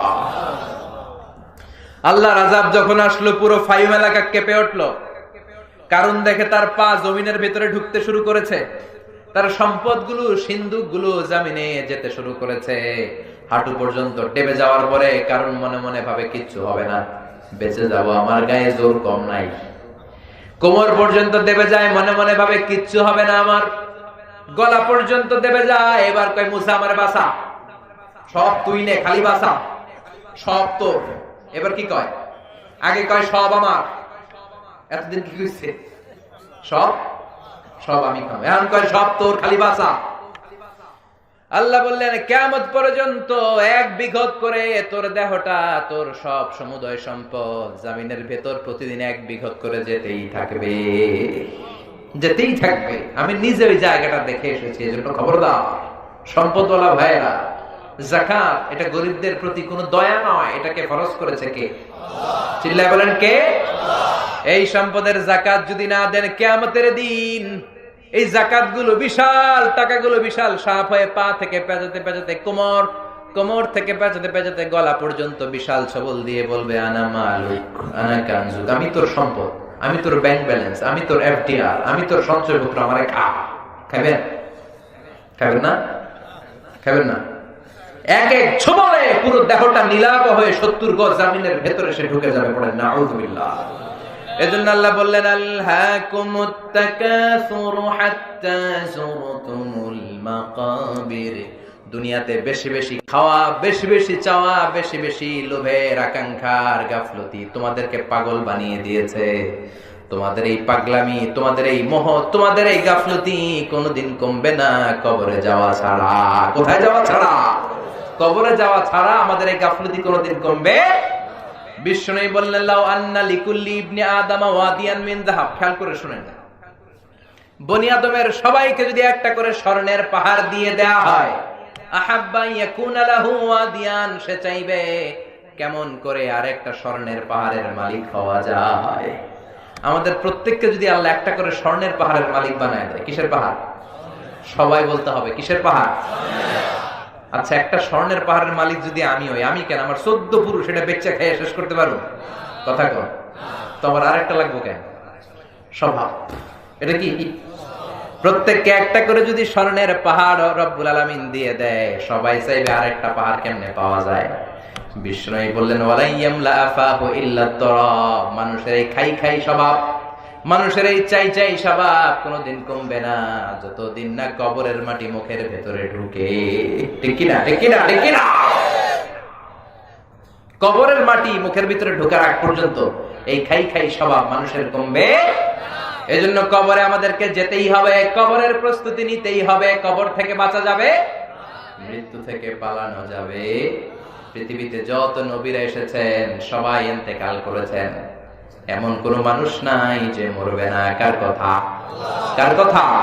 কুল্লু মান আলাইহা ফানি ওয়া ইয়াবকা ওয়াজহু রাব্বিকা যুল জালালি ওয়াল ইকরাম ফাবিআইয়ি আলাই রাব্বিকুমা তুকাযযিবান। এই মহাবিশ্বে যা দেখা যায় সব ফানা হয়ে যাবে, সব মরে যাবে। একজন ছাড়া চিল্লায় বলেন তিনি কে?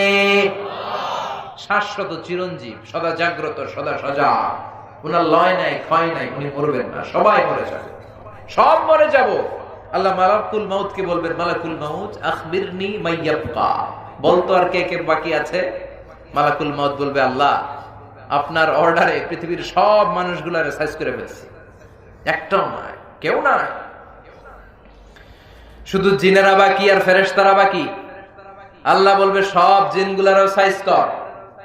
সব জিনগুলো শেষ হয়ে যাবে। আল্লাহ বলবেন মালাকুল মাউত সব প্রাণীগুলোকে মারতে যে যতটা কষ্ট দিয়েছিস সবগুলো কষ্ট একসাথে করে ইবলিস রে সাইজ কর। ইবলিসও সাইজ হয়ে যাবে। এবার আল্লাহ বলবে আখবিরনি মাইয়াবকা, ও মালাকুল মাউত আর কে বেঁচে আছে বল। মালাকুল মাউত বলবে কোনো পাখি নাই, কোনো প্রাণী নাই, কোনো মৎস্যকুল নাই, কোনো মানুষ নাই, কোনো মানব নাই, কোনো দানব নাই, খালি ফেরেশতারা আছে। আল্লাহ বলবেন এবার ফেরেশতাদের সাইজ কর। সব ফেরেশতা মরে শেষ, 4 জন ছাড়া। কয়জন? কথা বলেন। আল্লাহ বলবেন আর কে কে বাকি আছে বল। মালাকুল মাউত বলবে শুধু 4 জন, জিব্রাইল, ইসরাফিল, মিকাইল আর আমি আপনার হুকুমের গোলাম আজরাইল।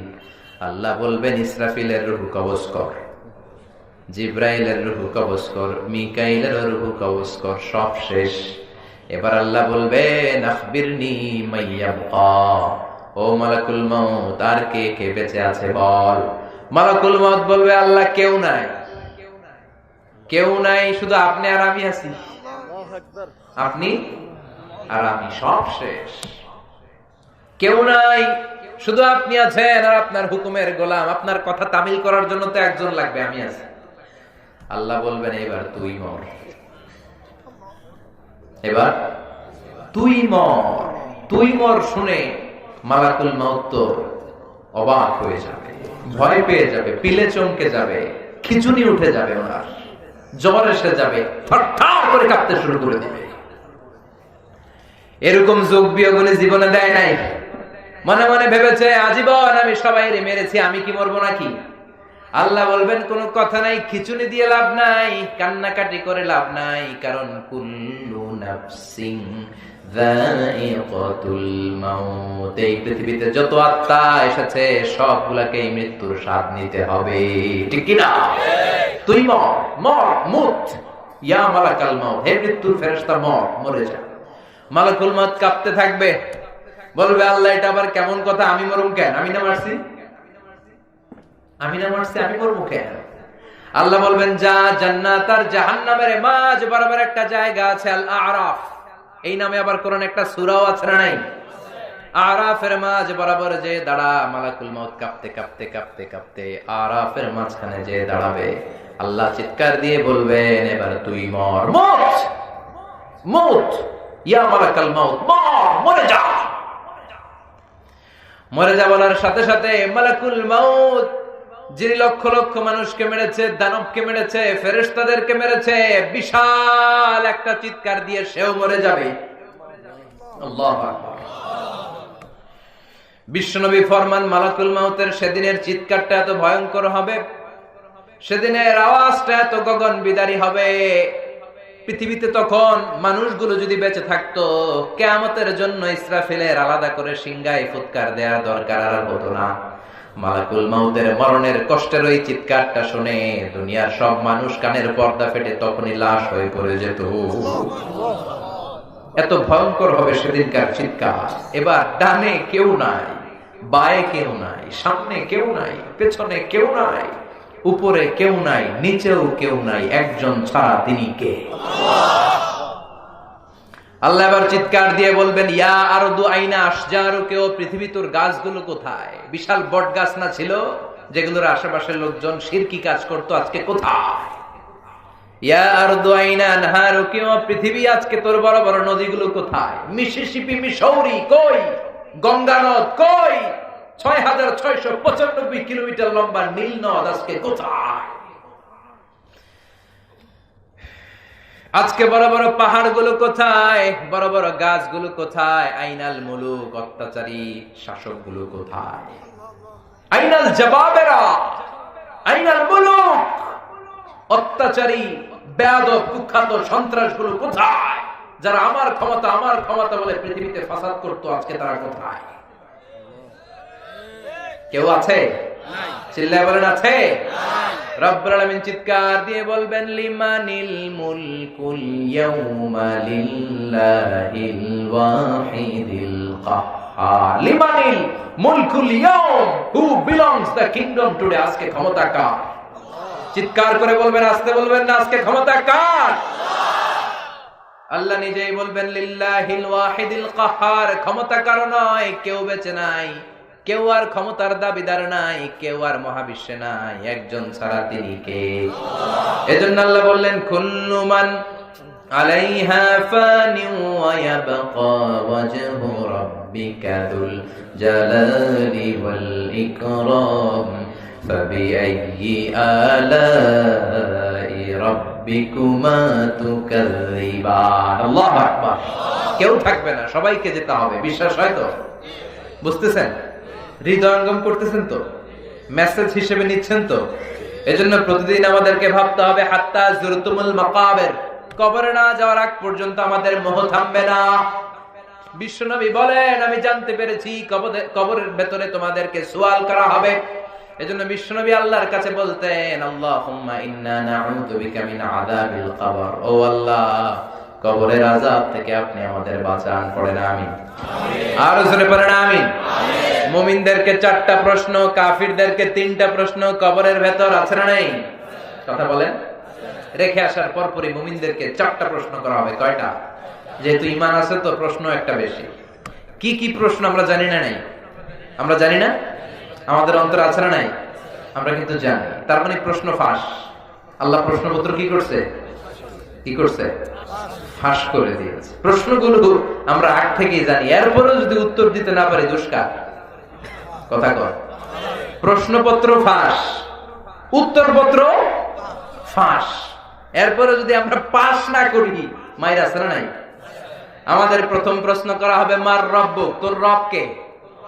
জোরে বলেন। আল্লাহ আমারে রব। এই রবি আমার সব, আল্লাহ আমার রব, এই রবি আমার সব, দমে দমে তনু মনে তারি অনুভব, আল্লাহ আমার রব, এই রবি আমার সব। তোমার দুনিয়াতে আমি যেদিকে তাকাই, অথই নেয়ামতে ডুবে আছি সবাই, পাখ পাখালির গানে শুনি তাসবিহ কলরব, তাসবিহ কলরব, আল্লাহ আমার রব, এই রবি আমার সব। পড়েন আল্লাহু আকবার। আমরা যেন সেদিন চটপট উত্তর দিয়ে যেতে পারি, আল্লাহ তুমি তৌফিক দাও। এরপরে দ্বিতীয় প্রশ্ন করা হবে, ওমা দীনুক, তোর ধর্মের নাম কি? আমরা কি বলবো? আর জোরে বলেন, আমাদের ধর্মের নাম কি? 3 নম্বরে জিজ্ঞেস করা হবে, ওমান হাদার রাজুল, এই লোকটাকে তুমি চিনো কিনা? চিনি না? চাঁদের চেয়ে সুন্দর তুমি, নবী আমার কামলিওয়ালা, চাঁদের চেয়ে সুন্দর তুমি, নবী আমার কামলিওয়ালা, দু জাহানের বাদশাহ তুমি, প্যারা নবী সাল্লাল্লাহু আলা, দু জাহানের বাদশাহ তুমি, প্যারা নবী সাল্লাল্লাহু আলা, চাঁদের চেয়ে সুন্দর তুমি, নবী আমার কামলিওয়ালা। আল্লাহু আকবার। আমরা বলবো চিনি মানি উনি আমাদের প্রাণের রাসূল, কামলিওয়ালা রাসূল, কামলিওয়ালা রাসূল, প্রাণের রাসূল। ওনার জন্য আমরা দেহের কলিজা ছিঁড়ে দিতে রাজি ছিলাম, ঠিক কি না? ওনার জন্য আমরা দেহের শেষ রক্তবিন্দুটুকু দিতে রাজি ছিলাম। এই নবীর সম্মান বাঁচানোর জন্য আমাদের অন্তরে ঈমানি চেতনা আছে না নাই? জোরে বলেন, আছে না নাই? বিশ্ব নবীর যদি গালি দেয় আর মুমিনের অন্তরে যদি জিদ না আসে, আগুন না ধরে, সেটা মুমিন হতে পারে না, সেটা মুনাফিক, ঠিক কি না? বিশ্ব নবীর সম্মানের ইস্যুটা very sensitive, very sensitive issue. সেখানে আমরা বিএনপি নাই, আওয়ামী লীগ নাই, জাতীয় পার্টি নাই, জামাত ইসলাম নাই, হেফাজতে ইসলাম নাই, আলিয়া নাই, কওমি নাই, গোটা 17 কোটি মানুষ আমরা এক কাতারে হয়ে যাই, চিল্লায় এখন, ঠিক কি না? এজন্য বিশ্বনবীর সম্মান আমাদের জীবনের চাইতেও বেশি দামি। বিশ্বনবীর বিরুদ্ধে যারা কথা বলে, ওদের জন্য এক ফোঁটা দরদ আমাদের অন্তরে নাই, জোরে কোন, ঠিক কি না? যারা আমার বিশ্বনবীর বিপক্ষে, আমরাও তার বিপক্ষে। আমি বিশ্বনবীর গালি দিলে কলিজায় আগুন লাগে? আগুন লাগে মুসলমান? কার কার লাগে? তো হাত উঁচু করে আল্লাহর দেখা।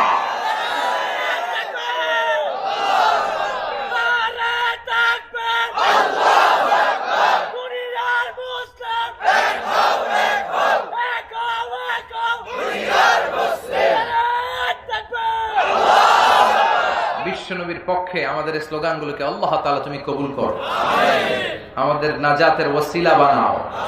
আমাদেরকে বলা হবে, ওমান হাদার রাজুল, দেখো তো এই লোকটারে চিনো কিনা?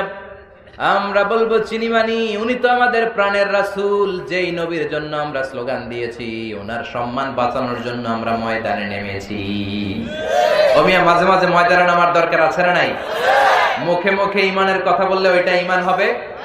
কথা বলেন, হবে? যে ঈমান প্রয়োজনে জ্বলে ওঠে না,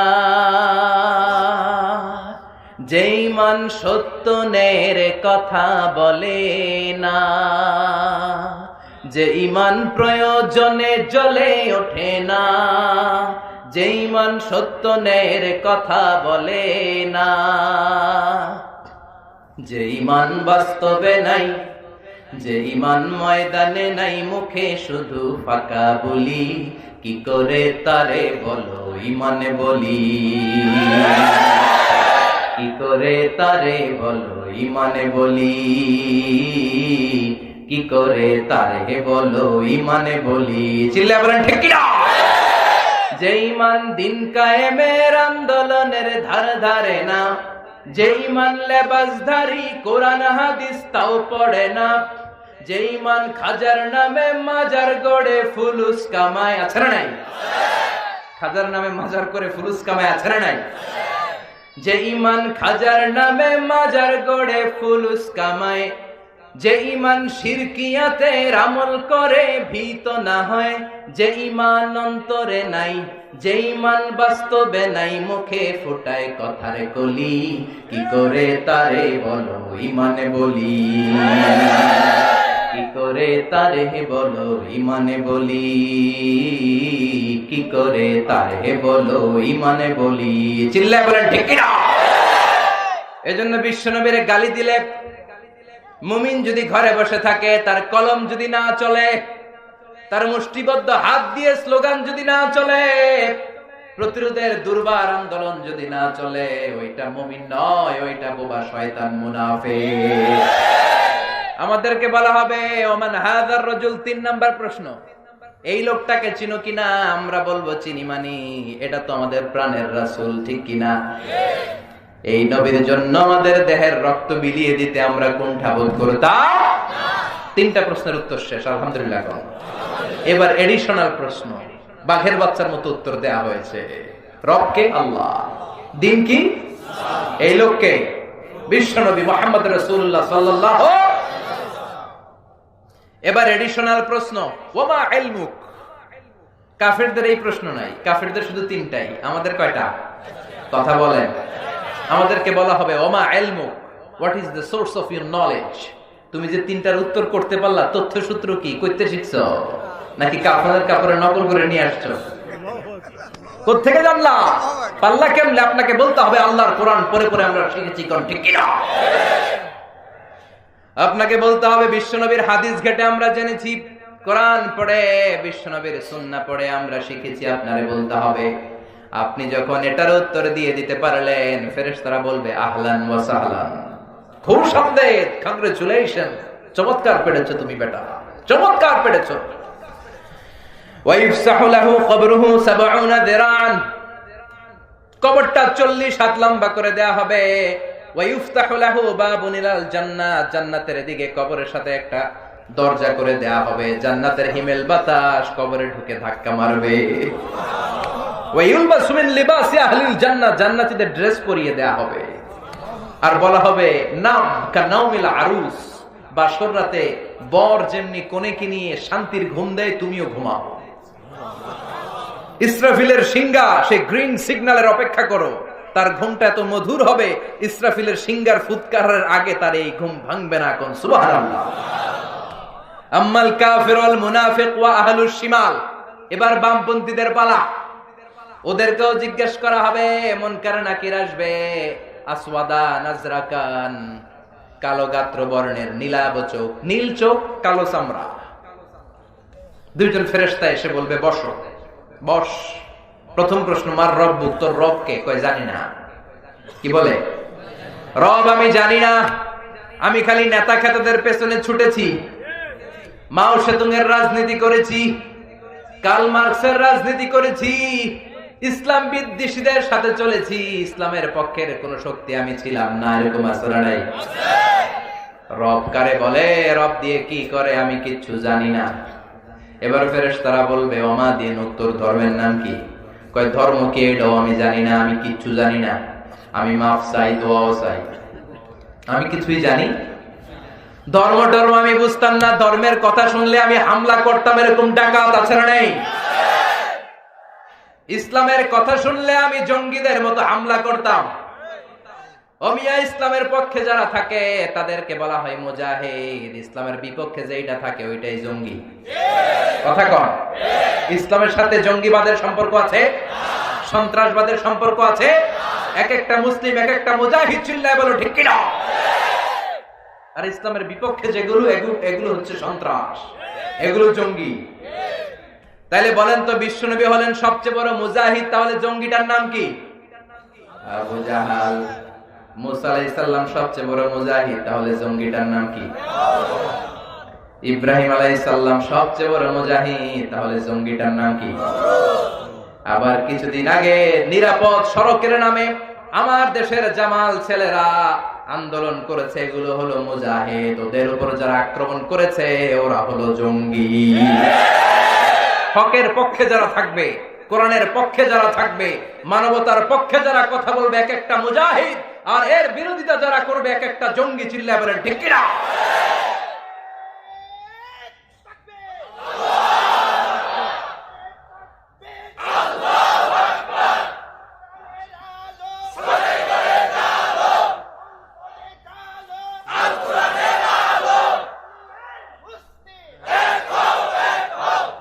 দ্বিতীয় প্রশ্ন করা হবে, ওমা দিন, তোর ধর্মের নাম কি? কয় জানি না। ধর্ম দেখলে আমি হিংস্র জানোয়ারের মতো ঝাঁপিয়ে পড়তাম। ফেরেশতা কয় দাঁড়া, আর একটা বাকি। এরপরে আঙ্গ খেলা শুরু। 3 নম্বরে প্রশ্ন, ওমান হাদার রাজুল, এই লোকটাকে চিনো কিনা বলো। এই লোকটারে চেনা যায়নি। কয় চিনি না, তবে এই লোকটার বিরুদ্ধে আমি ব্লগে লিখতাম। আছে না নাই? এই লোকটার বিরুদ্ধে আমি স্লোগান দিতাম। এই লোকটার সুন্নাহর বিরুদ্ধে আমি জনসমর্থন করতাম। ফেরেশতারা বলবে, লা দারাইতা ওয়ালা তালাইতা, কিছু পারলি না কুলাঙ্গার, ডাকাত। ফায়ুতরাকু ফায়ুদরাবু বিমাতারিক মিন হাদিদ, লোহার বড় একটা হ্যামার থাকবে। একটা হ্যামারের বাড়িতে মাথাটা চূর্ণ বিচূর্ণ করে দেয়া হবে। ও চিৎকার শুরু করবে। ওর চিৎকারের আওয়াজে পুরো কবরস্থান থারথার করে সেদিন কাঁপবে। জিন আর মানুষ ছাড়া সবাই দেখে, আমরা দেখি না। এজন্য মাঝে মাঝে কবরস্থানে গরু বেঁধে রাখলে রশি ছিঁড়া গরু দেয় দৌড়। কথা কোন ঠিক কিনা? হাতুড়ি দিয়ে পিটানো শুরু হবে। ইকালু লিল আরদি, জমিনকে বলা হবে ইলতামি, চাপ দে। ফাতাখতালিফু আদলাউহু, ডান পাশের পাজর বাম দিকে চলে যাবে, বাম দিকের পাজর ডান দিকে চলে যাবে। ওর চিৎকারে পুরো কবরস্থান আবার থারথার করে কাঁপবে। কিয়ামত আসার আগ পর্যন্ত ওইদিকে ওই মুমিন বান্দা ইসরাফিলের সিংহার আগ পর্যন্ত আনন্দের ঘুম দিবে। আর বেয়াদব মুনাফিক ইসলাম বিরোধী নাস্তিক ইসরাফিলের সিংহার আগ পর্যন্ত এরকম পানিশমেন্ট আর শাস্তি খেতে থাকবে। চিল্লায় এখন ঠিক কিনা? এজন্য বিশ্বনবী বলতেন, আল্লাহুম্মা ইন্না নাউযু বিকা মিন আযাবিল কবর, ও আল্লাহ, কবরের আযাব থেকে আপনি আমাদের বাঁচান। এজন্য আল্লাহ বললেন, আলহাকুমুত তাকাসুরু হাত্তা যুরতুমুল মাকাবির, তোমাদের দুনিয়ার গাফলতি কমবে না যতক্ষণ না তোমরা কবরের বাড়িতে না ঢুকো। ঠিক কি না? কবরে ঢুকার আগ পর্যন্ত আমাদের টনক নড়বে? কথা কন।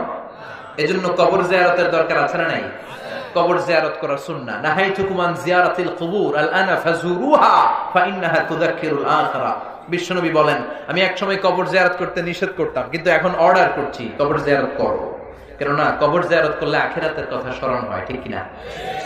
বাবাকে যেখানে রেখে আসলেন, বাবার কবরের সামনে গেলে আপনার মাথায় রিমাইন্ডার আসবে, হায় হায় আব্বারে রেখে গেলাম, 10 বছর হলো, বয়সের ভারে নুজ্জ হয়ে আমার কালো দাড়িয়ে তো সাদা হয়ে যাচ্ছে, কবে না জানি আমার ছেলে আমারে কবরে রেখে যাবে। এই চিন্তাগুলো আছে না নাই? এজন্য কবর জিয়ারত করবেন, কিন্তু কবর জিয়ারতের নামে কবরে যে কিছু চাওয়া যাবে নাকি? কথা বলেন। কবরে পড়ে থাকা লোকটা আপনার কিছু করতে পারে? করতে পারে একজন, তিনি কে? মায়েরা বোনেরা যারা কথা শুনছেন, অনেক মায়েরা ছেলে হয় না, ছেলের জন্য মাজারে যায়, আছে না নাই? খাজা বাবার দরবারে মানত করে, আছে না নাই? বলে, কেউ ফিরে না খালি হাতে, খাজারে তোর দরবারেতে। ভুয়া কথা। কে বলছে খালি হাতে ফিরে না? অনেকে ওই দরবারে ঘড়ি নিয়ে যায়, ঘড়ি চুরি হয়, খালি হাতে ফিরে। বাটা জুতা, অ্যাপেক্সের জুতা পরে যায়, জুতা চুরি হয়, খালি পায়ে ফিরে, আছে না নাই? এ দুনিয়া একটা দরবার থেকে কেউ কোনোদিন খালি হাতে ফিরে না। দরবারটা কার দরবার? কেউ ফিরে না খালি হাতে, আল্লাহর তোর দরবারেতে। সবাই বলেন, কেউ ফিরে না। এজন্য কবরে পড়ে থাকা ব্যক্তিটা কিচ্ছু করতে পারে? দুআফাত তালিব ওয়াল মাতলুব, যিনি চায় সেও দুর্বল, পড়ে থাকা ব্যক্তিটাও দুর্বল। আল মাইয়িতু ফিল কবর কাল গারিকু ফিল বাহর, সাঁতার না জানলে সাগরের মধ্যে পড়লে ব্যক্তিটা যেমন অসহায়, মরে গেলে কবরের ভেতর লোকটা তার চাইতেও বেশি অসহায়। সে আপনারে কি দেবে? আপনি না দিয়ে আসবেন, আপনি যাবেন, যে ওর মাগফিরাতের জন্য আল্লাহর কাছে দোয়া করবেন, সালাম দিবেন, আসসালামু আলাইকুম আহলা দিয়া মিনাল মুমিনিন ওয়াল মুসলিমিন ওয়া ইন্না ইনশাআল্লাহু বিকুম লাহিকুন আনতুম লানা সালাফ নাহনু লাকুম তাবা ইয়ারহামিল্লাহু আল মুস্তাকদিমিনা মিন্না ওয়াল মুস্তাখিরিন নাসআলুল্লাহ লানা ওয়া লাকুমুল আফিয়া। বিষ্ণুবী যে দোয়া করে আসতেন, বলতেন কবরবাসীদের উপর আল্লাহর শান্তি। আপনারা আগে গিয়েছেন, আমরা পরে আসব। আমি কবরের উপরে দাঁড়িয়ে আছি মানে এই না যে আমি আসব না, আমিও আসতেছি। ডেস্টিনেশন ইজ সেম, গন্তব্য একটা। আপনি আগে গেছেন, আমি পরে। আল্লাহ যারা আছে যারা নাই সবার উপরে রহমত দেন। কবরস্থানে গেলে এই দোয়াটা করার দরকার আছে না নাই? কিন্তু কবরে যে চাওয়া যাবে নাকি? কথা কন। এখন কবর ব্যবসা বাংলাদেশে আছে না নাই? নামাজ নাই, রোজা নাই, মাথার মধ্যে জট পাকায়, লাল শালু গায়ে দেয়, আর নাম দিছে মারে ফত। নাম কি? আসলে ওদের জন্য লাগবে মায়ের পথ। জোরে কোন ঠিক কি না? দো দিল বান্দা কালমা চোর, না পায় শ্মশান না পায় ঘোর, দিন থাকিতে আয়রে পথে ছাইড়া দে ভণ্ডামি, ভণ্ডামি ভণ্ডামি ভণ্ডামি, ছাইড়া দে ভণ্ডামি। নামাজ কালাম পড়ে না, ইবলিশ শয়তানের নানা। আছে না নাই? নামাজ নাই, রোজা নাই, মাজারের খাদেম। গোসল করে না নাকি সারা বছর? আমি দেখি নাই, শুনেছি সারা বছর নাকি কোন পীর গোসল করে না, বছরে একবার করে, আবার ওই গোসলের পানি মুরিদরা সব খেয়ে ফেলে। বরকত। এটা কি বরকত না গজব? নামাজ কালাম করে না, ইবলিশ শয়তানের নানা, ধর্মের একখান খুঁটি ধইরা কয়দিন করবা হয়রানি, ভণ্ডামি ভণ্ডামি ভণ্ডামি, ছাইড়া দে ভণ্ডামি। ঠিক না? এখনো সময় আছে, ভণ্ডামি ছেড়ে দে, মাজার পূজা ছেড়ে দে, কবর পূজা ছেড়ে দে, মসজিদে ঢুকে সেজদা দে, কবুল করে নিবে কে? আল্লাহ। বিষ্ণু বলতেন, ইদা সাআলতা ফাসআলিল্লাহ ওয়া ইদা ইসতাআনতা ফাসতাইন বিল্লাহ। চাইতে মনে চায়, আল্লাহর কাছে চাও, সাহায্যের দরকার চাইবা কার কাছে? আপনি বিদেশে যেতে চান, পাসপোর্ট দিয়ে রেখেছেন, ভিসা লাগে না, ব্যবস্থা করে দিবে কে? আপনি অসুস্থ, সুস্থ করবে কে? কেউ যেটা দেখে না দেখে কে? কেউ যেটা শোনে না শোনে কে? এজন্য চাইবেন কার কাছে? রাজি আছেন? রাজি আছেন? এজন্য আল্লাহ বললেন, আল্লাহকুমুত তাকাসুরু হাত্তা যুরতুমুল মাকাবির, কাল্লা সাউফা তা'লামুন, সুম্মা কাল্লা সাউফা তা'লামুন। কাল্লা মানে নেভার। তুমি যে রং নিয়ে আসছো, এই রং আজীবন থাকবে না। কাল্লা, নেভার। তুমি যেটা ভাবছো ক্ষমতা তোরে বাঁচাবে, ক্ষমতা তোর কিচ্ছু করতে পারবে না। চিল্লায় এখন ঠিক কিনা? তুমি যে ভাবছো তোমার সম্পদ তোমারে প্রোটেক্ট দিবে, বডিগার্ড তোরে বাঁচাবে, বডিগার্ড তোরে কিচ্ছু করতে পারে না। করতে পারে কে? এরকম অনেক হয়েছে, মন্ত্রীর চারপাশে বডিগার্ড, গুলি আইসা মন্ত্রীর কপাল ছিদ্র করছে। আছে না নাই? মন্ত্রী লাশ হয়ে পড়ে আছে, সবাই ধরছে বডিগার্ড, ড্রাইভারটা মাসে লাখ টাকা বেতন খাস, মন্ত্রী মল্ল কেমনে? বডিগার্ড, আমি তো বডিগার্ড, আমি তো রুহু গার্ড না। রুহু পয়রা আছে, রুহু লয়ে যা। আছে না নাই? কথা বলে। এজন্য আল্লাহ বললেন, কাল্লা, কখনো না, কখনো নয়, এই দিন না, আরো দিন আছে। কাল্লা, খবরদার, যেটা ভাবছো এটা না, হিসাব অনেক আছে। সাউফা তা'লামুন, সময় হলে টের পাবি। সুবহানাল্লাহ কহ। কাল্লা লাউ তা'লামুনা ইলমাল ইয়াকিন, কখনোই নয় যেমন তোমরা ভাবছো তেমন নয়। যখন তোমরা নিশ্চিত জ্ঞান অর্জন করতে পারবা, যেদিন তোমরা চলে যাবা ওই দিন অর্জন করতে পারবা ইলমুল ইয়াকিন, মানে যেটা আপনি সুনিশ্চিত ভাবে জানেন। আপনি জানেন যে কবরে যেতে হয়, এটা ইলমুল ইয়াকিন।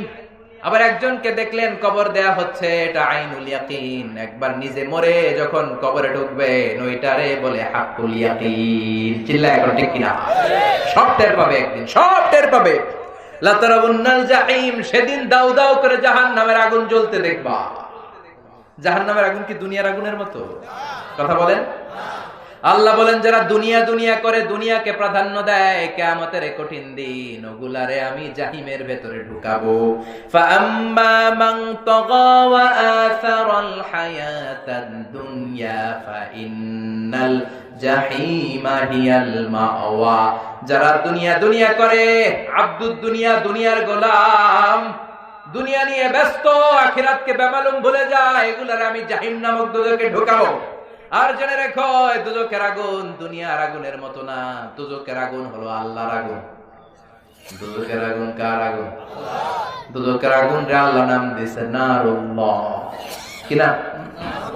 নারুল্লাহিল মুকাদা আল্লাতী তাত্তালিউ আলাল আফইদা। দুনিয়ার আগুন আঙ্গুলে লাগলে আঙ্গুল জ্বলে যায়, পায়ের মধ্যে লাগলে পা জ্বলে যায়, পিঠে লাগলে পিঠ জ্বলে যায়। আর জাহান্নামের আগুন দেহের যেই জায়গায় লাগুক না, আগে কলিজাটা পুরে ছাই হয়ে যাবে। আল্লাতী তাত্তালিউ আলাল আফইদা, নারুকুম তুকিদুন জুজ মিন 70 জুজ মিন নারি জাহান্নাম। যে গ্যাসের চুলার আগুন দিয়ে রান্না করেন ওইটা কি জাহান্নামের আগুন? জাহান্নামের আগুনের 70 ভাগের 1 ভাগ। চিল্লায় বলেন আল্লাহু আকবার। এজন্য আল্লাহ বললেন লাতারাবুন্নাল জাহিম সুম্মা লাতারাবুন্নাহা আইনাল ইয়াকিন। সেদিন নিজ চোখে সব দেখবি আর টের পাবি। সুম্মা লাতুসআলুন্না ইয়াওমাইযিন আনিন নাঈম। আর সেদিন আমি আল্লাহ দুনিয়াতে তোরে যত নিয়ামত দিয়েছি পাই টু পাই সব হিসাব নিয়ে ছাড়বো। নিয়ামতের হিসাব নিবে কে? আল্লাহ। আপনি কি মনে করছেন এমনি ছেড়ে দিবে? কথা বলেন, কথা কন। প্রত্যেকটা নিয়ামতের ব্যাপারে জিজ্ঞেস করবে কে? আল্লাহ। 5টা নিয়ামতের প্রশ্নের উত্তর দেওয়া ছাড়া কিয়ামতের দিন পা নাড়ানো যাবে? আন হায়াতিহি ফিমা আফনা, জীবনটা কোন কাজে লাগিয়েছো? ওয়ান শাবাবিহি ফিমা আবলা, জীবনের মধ্যে যে যৌবন দিয়েছিলাম কোন কাজে লাগিয়েছো? ও আমার যুবক ভাইরা, তোমাদের এই সময়টা ইবাদতের সময়। কিয়ামতের কঠিন ময়দানে 7 শ্রেণীর ব্যক্তিকে রব্বুল আলামিন আরশের নিচে ছায়া দিবেন। এর মধ্যে 1 শ্রেণীর হলো শাবুন নাশা ফি ইবাদাতিল্লাহ, এমন যুবক যারা আল্লাহর ইবাদতে চোখের পানি ছাড়ে, এমন যুবক যারা হিন্দি সিনেমা দেখে না, পর্নোগ্রাফি দেখে না, ইন্ডিয়ান নায়িকাদের কোমর দুলানো ডান্স তারা দেখে না। তাদের অন্তরে ভয় কার? আর জোরে কার? যাদের হৃদয়ে আছে আল্লাহর ভয় তারা কবু পথ ভুলে যায় না। আল্লাহর প্রেম ছাড়া এই দুনিয়ায় কারো কাছে কোনো কিছু চায় না। রাতের আধারে যারা সেজদাতে রয়, দু চোখের শ্রুতে নদী যেন বয়। রাতের আধারে যারা সেজদাতে রয়, দু চোখের শ্রুতে নদী যেন বয়। ছলনার হাতছানি যতই ডাকুক, ছলনার হাতছানি যতই ডাকুক, পেছনে ফিরেও সে তাকায় না। যাদের হৃদয়ে আছে আল্লাহর ভয় তারা কবু পথ ভুলে যায় না। আল্লাহর প্রেম ছাড়া এই দুনিয়ায় কারো কাছে কোনো কিছু চায় না। ঠিক না? এজন্য যুবক ভাইরা, তোমাদের হৃদয়ে থাকবে আল্লাহর ভয়। রাত্রিবেলা জায়নামাজে কান্নার ঝড় তুলতে হবে, তাহলে কিয়ামতের দিন আরশের নিচে তোমাদেরকে ছায়া দিবে কে? আল্লাহ। এজন্য আল্লাহর নিয়ামতের শুকরিয়ার দরকার আছে না নাই? কবরের ভয় অন্তরে থাকার দরকার আছে না নাই? আর সব সময় আমরা প্রশংসা করব কার? আল্লাহ। দুনিয়ার জন্য পাগল না হয়ে আখিরাতের সামান গড়ার দরকার আছে না নাই? এজন্য এই সূরা কেন্দ্রীয় সাবজেক্ট ম্যাটার হচ্ছে, সেন্ট্রাল থিম হচ্ছে we have to go back to our Lord. এই দুনিয়া থাকার জায়গা না, আমাদের সবাইকে একদিন চলে যেতে হবে, ঠিক কিনা? এই চিন্তাটা যদি আমাদের মাথায় থাকে, ওই লোক পাপ করতে পারে না, দুর্নীতি করতে পারে না, টেন্ডারবাজি করতে পারে না, চাঁদাবাজি করতে পারে না, খাদ্যে ভেজাল দিতে পারে না, ওজনে কম দিতে পারে না, মাছে ফরমালিন দিতে পারে না, মেয়েদের ওড়না ধরে টান দিতে পারে না, ইফটিজিং করতে পারে না, দুর্নীতি করতে পারে না, ভোট চুরি করতে পারে না। চিল্লায় বলেন ঠিক কিনা? কারণ তার অন্তরে থাকে কার ভয়? আরো জোরে বলেন কার ভয়? আল্লাহর জন্য আল্লাহর ভয় আমাদের অন্তরে রেখে কবর পর্যন্ত পৌঁছার তৌফিক দেয়। আমরা পড়ি আমিন। আপনারা 2-4 জন উঠতেছেন কেন? এই যে এদিকে ডান দিকে উঠলেন কেন আপনারা? বসেন বসেন। বিশৃঙ্খলা, আই নেভার টলারেট এনি, কোন ধরনের ফাসাদ বিশৃঙ্খলা আমি পছন্দ করি না। বসেন। আপনাদের যদি কষ্ট হয় হাত তুলে বললেই হতো যে হুজুর অনেক রাত হয়েছে, আমি শেষ করে দিতাম আরো আগে। আল্লাহ আমাদের সবাইকে কথাগুলো বুঝার ও আমল করার তৌফিক দান করুক। আমরা পড়ি আমিন। যতগুলো কথা বলেছি কোরআন সুন্নাহর আলোকে বলেছি, বানিয়ে কিছু বলি নাই। তারপরেও আমার মনের অজান্তে কোনো মিস ইনফরমেশন যদি আমার মুখ ফসকে বেরিয়ে যায়, সেগুলো যেন আল্লাহ তাআলা আপনাদের স্মৃতিপট থেকে মুছে দেয়। আমরা পড়ি আমিন। সত্য, সুন্দর, কল্যাণকর, হকের পক্ষে যা বলেছি তার সবটুকুন আল্লাহ তাআলা প্রথমে আমাকে আমলের তৌফিক দান করুক, আপনাদেরকে আমলের তৌফিক দান করুক। আমরা পড়ি আমিন। আপনারা সবাই ভালো থাকবেন, সুস্থ থাকবেন, সুন্দর থাকবেন, কোরআনের সাথে থাকবেন। আবারও হয়তো দেখা হয়ে যাবে কোন তাফসীরুল কোরআনের ময়দানে। সুবহানাকাল্লাহুম্মা ওয়া বিহামদিকা আশহাদু আল্লা ইলাহা ইল্লা আনতা আস্তাগফিরুকা ওয়া আতুবু ইলাইক।